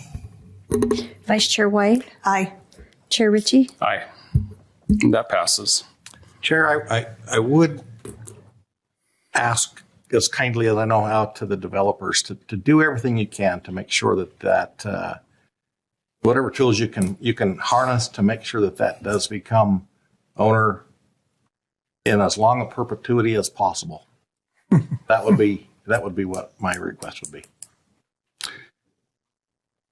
Okay. All right. Thank you. We are now moving on to 5B, and we'll invite Brandon Ripien to come and address the council on the proposed zone text amendments for group dwelling units. Thank you, Chair Ritchie and council.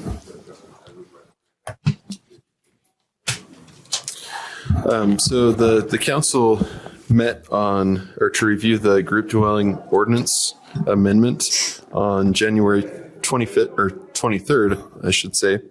And there were 3 items that were discussed that you had requested to make modifications to.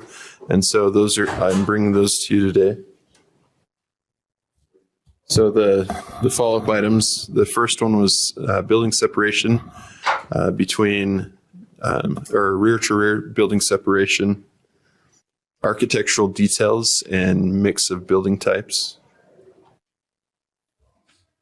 So the adjustment that was made was the original proposal was to have a rear-to-rear separation of 20 feet, and the city council suggested that was a little too narrow. So the proposal is to do a 30-foot rear-to-rear separation between buildings, as well as a 10-foot side-to-side setback that would not increase. So that was one of the things that was discussed, is if we do require a larger rear-to-rear separation, that can remain regardless of the building increasing in height. The other setbacks would be adjusted, and I'll show you this next graphic. So this graphic shows how that would adjust. So if structures are above 2.5 stories, then the setback would increase 5 feet for front to front or front to rear, and also front to side and side to rear. So in those circumstances, the separation would increase, but for the side to side and the rear to rear, the separation would continue to be the same, and that was based on your recommendation. The second item was the requirement for a covered porch, stoop, or portico or similar. Originally, it required 4 architectural detail elements, but it was brought up that the covered porch or stoop or portico was a required element. And so we reduced the additional architectural detail elements to be 3 instead of 4. And then the last item was the mix of building types.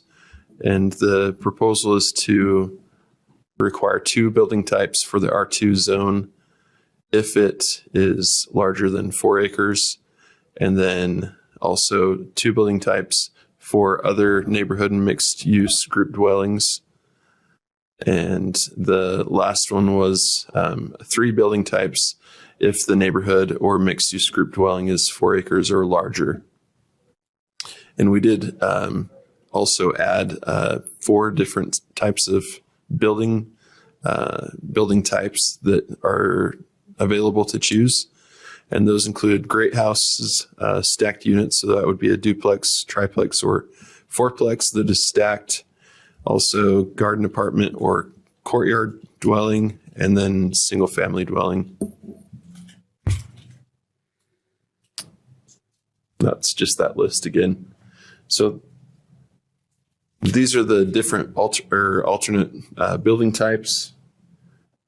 And then we talked about the idea of allowing for alternate building designs. So there are 2 circumstances where we would allow a building design to be to qualify as a different building type.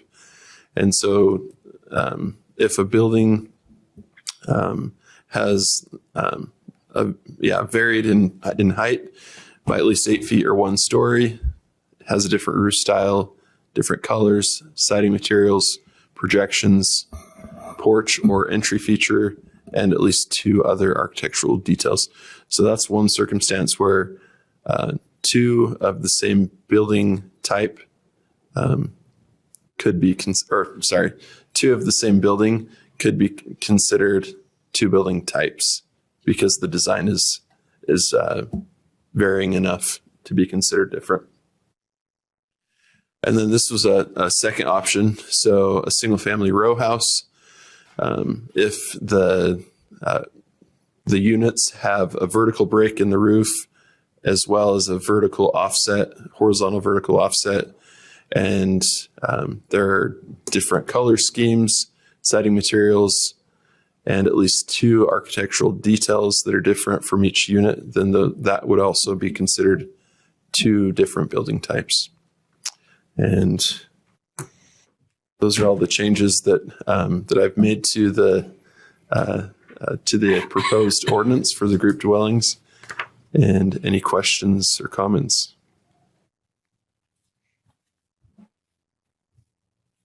So our recommendation would be to adopt the proposed ordinance. We opted to receive public input on this item as well. The petitioner's here. Oh, the petitioner's here. I was hoping we could listen to Mr. Bastian. He's hiding behind Yeah, the you got it. So give me thank you. Yeah, so we could hear from the petitioner, Mike Bastian. My name is Mike Bastian. I'm at 7721 South, 1750 East in South Weber. I just had a question. My eyes don't work so good. If it's under 4 acres, is it, Brandon, was it, oh, I don't know. Oh, there you go. If it's under 4 acres, it requires 2 different housing types. I thought it was 2 acres to 4 acres. It was two different housing types. So if it's less than 4 acres, it's 2 building types. If it's more than 4 acres, then it's 3 building types. If it's not R2.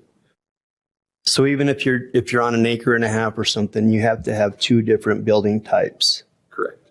Okay, that's just different. I thought it was 2 acres to 4 acres. It was 2 different building types. 4 acres and above, it was 3. So that's always been a house. I was under the impression that a smaller development was one building type, but maybe not. So If it's less than 1 acre, it is. Oh, let me look.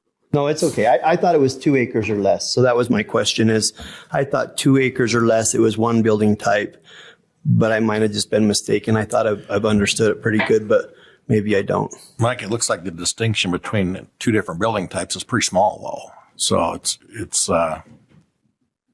it'd be essentially the same building, but you've added a few features that are different, makes it a different building type. That's what I think I heard him say. It could be. It could be. It could be. What am I looking for? So styles and types are different. You can do those different variations to count as types, but it's a difficult thing to reach. Some of those things that are being required. So, and is that just in the R2 zone that those variations are allowed, or is it in all of the zones? All of the zones. That's in all of the zones. Okay. So, yeah, I guess that was my confusion. I thought it was 2 acres to 4 acres.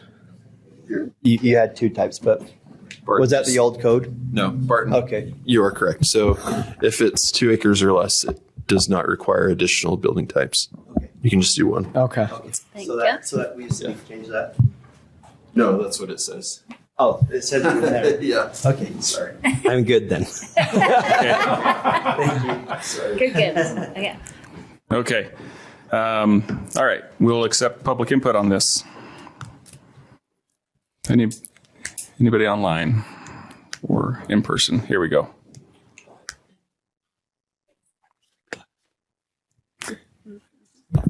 Angel Castillo, Ogden resident. Same comments as before. I support this creative thinking and looking at new ways, but I highly encourage everyone to make sure that we have the entire solution of not just smaller lots and smaller buildings, but allowing smaller units within those buildings. Thank you. Thank you, Angel.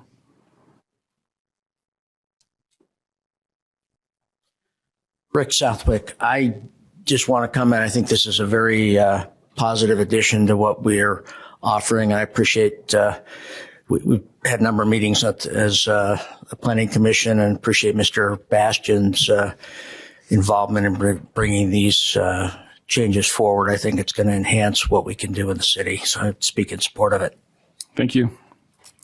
Any other comments from the group here?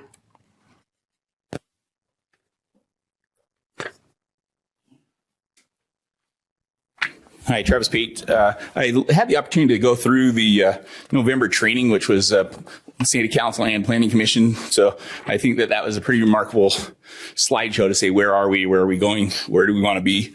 And so I congratulate staff on putting that together. I think the dynamic to me is this rezoning too. It goes planning, so to speak, Planning Commission, and then back to you guys. Neighborhood development was not involved. Neighborhood development has done how much in this area for infill? You're saying this is infill, yet neighborhood development. So Travis, sorry to interrupt. This is regarding the group dwellings. Oh, group dwellings. Sorry, I thought it was public comment. We're not at quite to public comment yet. All right, so sorry. I'll come back to that one. Okay, thank you. Yep.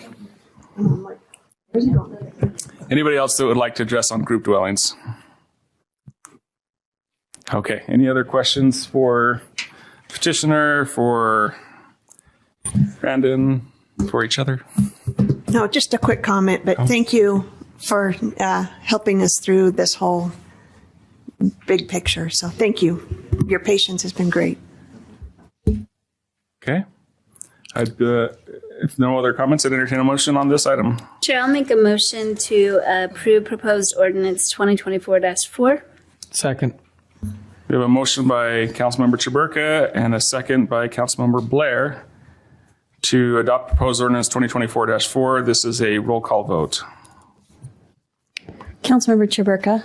Aye. Councilmember Graff. Yes. Councilmember Heyer. Aye. Councilmember Myers. Aye. Councilmember Blair. Aye. Vice Chair White. Aye. Chair Ritchie. Aye. And that passes. Thank you. Chair, I also do want to echo what Marcia said, that, it was nice that you're on the other side of the street, from these issues from us. Yeah. And I loved that you were involved the way you were, and that you made the petition, because, it's going to be universally used, not just for you. I love this concept, this whole plan, the way it came together. So thank you so much. Thank you. Thanks, Councilmember Heyer. Next, we have reports from administration. Jeremy Smith, Community Development Manager, will speak to the proposed Synchrony Bank line of credit reapproval.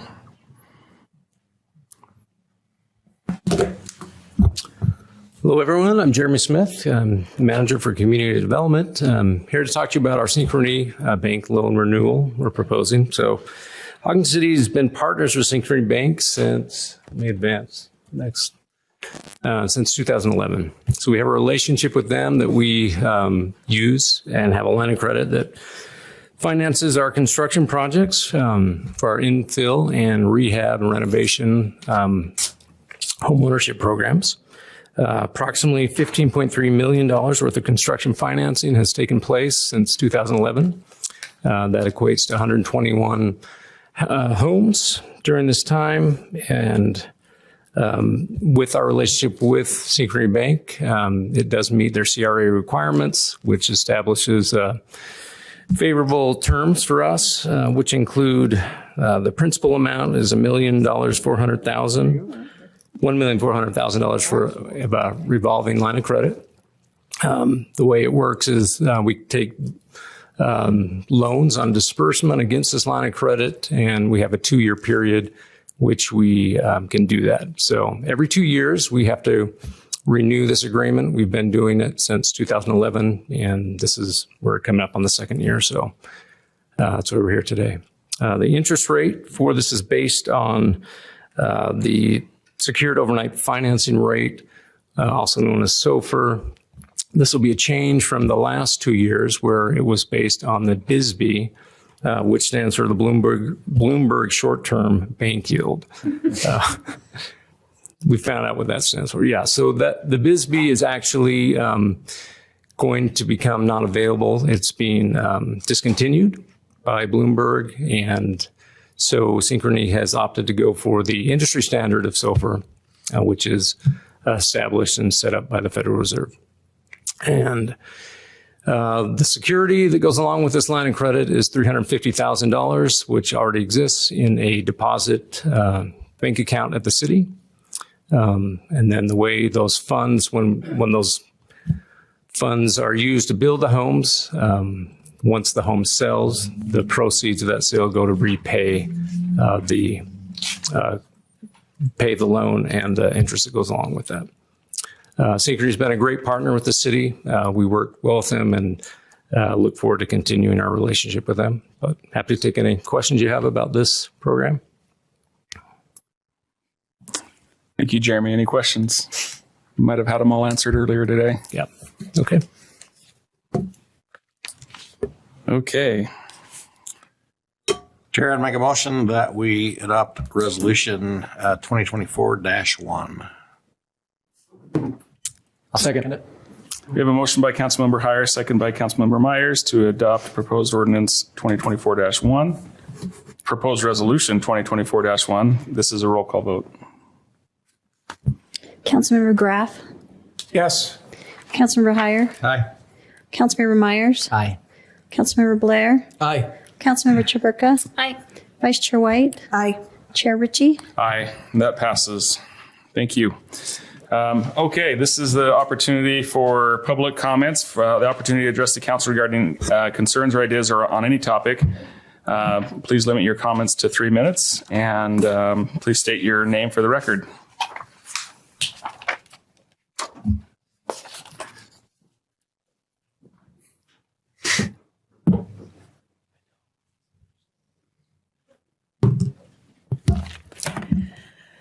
Angel Castillo, Ogden resident. I was really pleased to hear Councilmember Heyer, Councilmember Graff, and Councilmember Chaburka ask questions during the work session that had to do with the renewal of the agreement that you just passed. Obviously, I'm supporting that we do need that agreement passed, but I would really like to lift up the comment that Councilmember Chaburka brought up about a revolving loan fund. There is no reason Ogden cannot have its own revolving loan fund and the line of credit and then transition to having our own revolving line or revolving loan fund. And I say this having taken 2 of the classes of 6 required to be an economic developer professional offered by CDFA. And I have no interest in being an economic developer. I just took those classes so that I could understand this. And this is a book from the last class I took, which is a $125 book. It's written by Toby Rittner, who's the president of the CDFA, who has also been on the 2 presidential economic development transition teams. This guy knows his stuff. And many cities across the United States are starting their own revolving loan funds, and they're also branching out and partnering with counties and other entities to become their own CDFI. We have a big enough budget. We have a large enough tax base that this is something that we could easily do. And then you have so much more control, and it saves the city money. I mean, we do pay for that, and yes, we get reimbursed for it, but if we don't have to make money, we can offer that money at a lower rate through our own revolving loan fund for housing, or partnering with, there's actually a couple of developers that are looking into forming their own CDFI. And Salt Lake City is forming a CDFI. And for those listening online, I'm sorry for the alphabet soup. CDFI is essentially a way to be accredited federally, so you can loan money. You're not a bank, but it allows you to access funds and take money from investors to grow Ogden. And I keep moving towards and reminding everybody that we have that sporting event in 10 years. And we have to solve our housing problem now before we move and transition into building infrastructure for the sporting event, which is going to be a big, big, big leap. And you can't set up a revolving loan fund and you can't start a CDFI quickly. It's going to take some time. So I encourage you to look in that. And I'm so grateful that you were asking questions to make sure that we're verifying that it doesn't mean that you don't trust the administration. It just means that you're doing your due diligence. And I appreciate that as a taxpayer. Thank you. Thank you.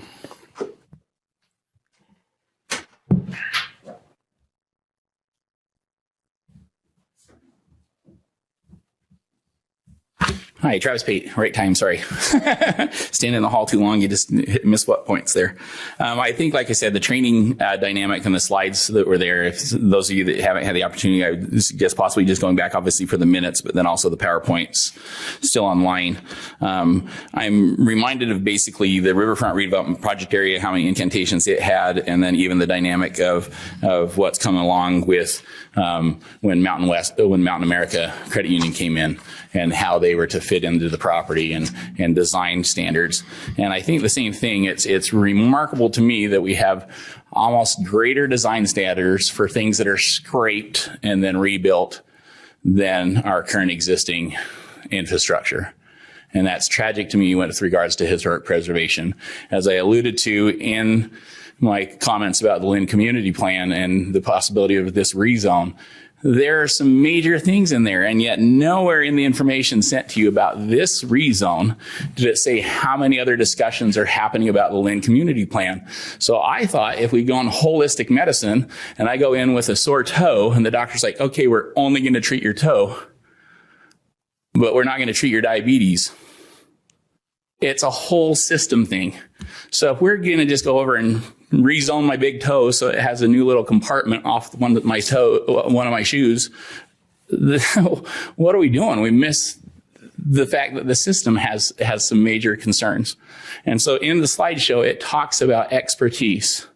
And yet in one of the recent Landmarks Commission meetings, planning staff suggested that only the Landmarks Commission should be allowed to make nominations to the historic resource page, or the owner themselves. So that means you as a body are out because you suggested First Security be saved. So, only Landmarks Commissions, those are the only professionals we have in the community? And we have an amazing community that has a lot of expertise.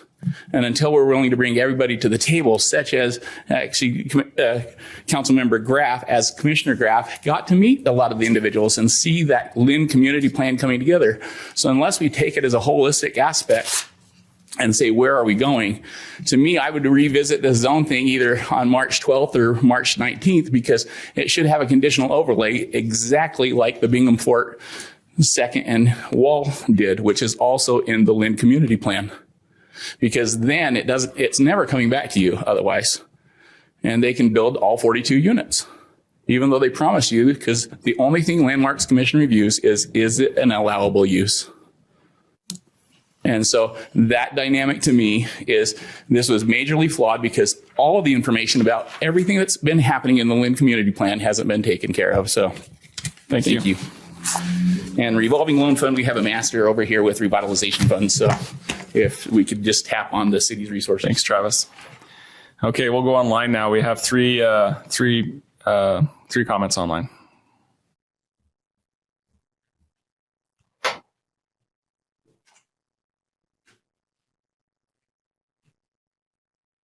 Go ahead. Hello. Oh, hi. Heath Sato, Ogden resident. I was just following up again on the one of them was the Q Factor project in the BOE, and to see where that stands. And also, Q Factor was involved. It wasn't addressed before. They were involved in the empty lot just below 25th on Wall that was presented as Highline Partners LLC. But the project's presented as representative of their work by the former director of CED, or those of Q Factor in Salt Lake City. So I assume they were just financiers working with Q Factor, just not in name. And given that project has not moved forward at all since it was approved quite a while ago, I'm going to assume that land giveaway has also been revoked, but I'd like to be sure they don't just sell it off like has happened with the Brown Ice Cream Building. And regarding that, I would like to follow up on that as well, because I was told that was going to be looked into further. So that's all I got. Thanks. Thanks, Heath. Next up, we have Teresa.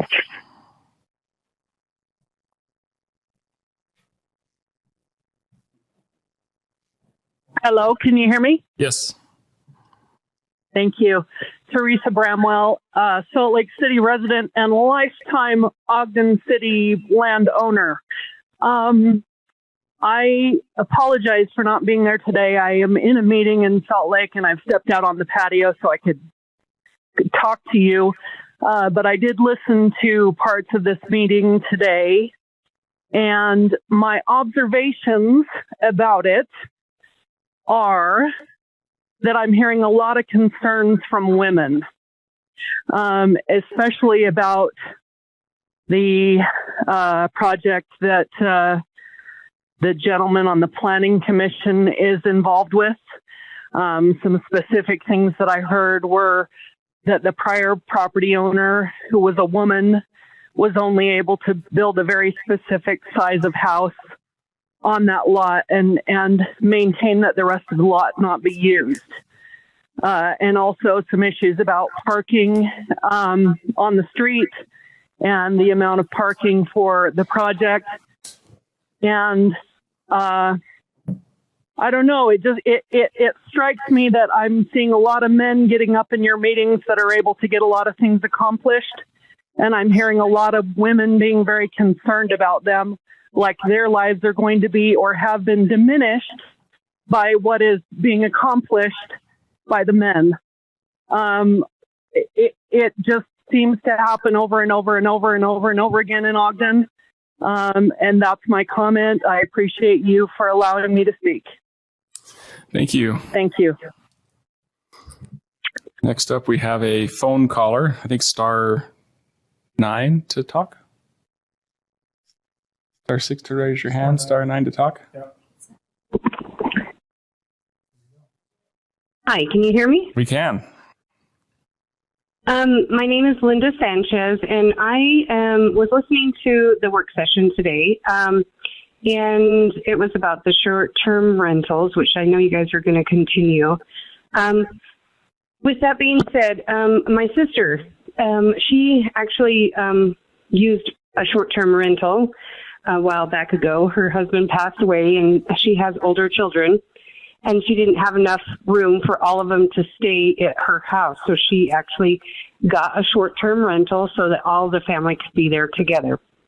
Now, with that being said, you know, the neighborhood that it was in had, you know, large families there too. And so like you would never be able to tell whose car would be parked out front.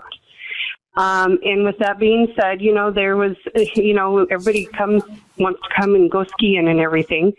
So, you know, I went up to watch movies and stuff with them. And I just would hate this is such a family-oriented state. I know that sometimes, of course, we don't want people partying all night, but sometimes we don't want to take away also from people's memories, people's families that are people. I mean, nowadays, you know, I mean, Utah has big families. And you take away from the family experience as well. So I understand that you guys need to think about everyone. And I just would hate for the bad opportunities just to rule out everybody's opportunities. And I would think that parking on a public street would not be a problem.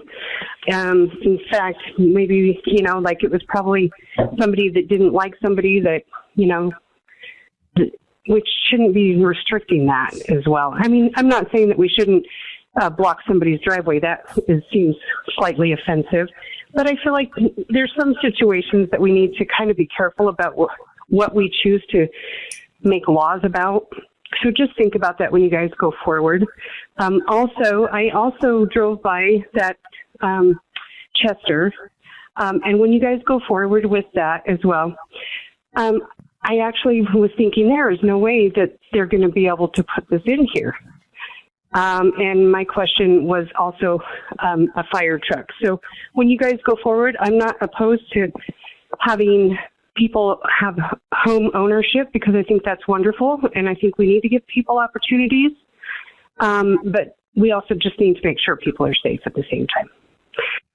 And that is all I have for tonight. Thank you, Linda.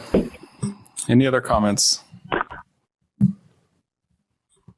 Okay. Yeah, I think just to address that last point, with that development, there will need to be all those studies done that would have to address the public safety issues and getting fire in and all that. So I think that's still to come. Would you like to address, Mayor, the Q Factor project and the questions brought up on, or the projects that Q Factor was related in or involved in? Yep, happy to. Actually, on the Q, so I'll defer to Gary on the Brown's ice cream and the Q Factor questions just for updates. There are two things we've been working on. I just want to make sure I get the details right, and no better way to do that than through him. But before we go to Gary, I wanted to make a comment, if it's okay. Sure. Having sat in both seats now, I'll just tell you that tonight it was easier sitting in this seat than it was sitting in yours. And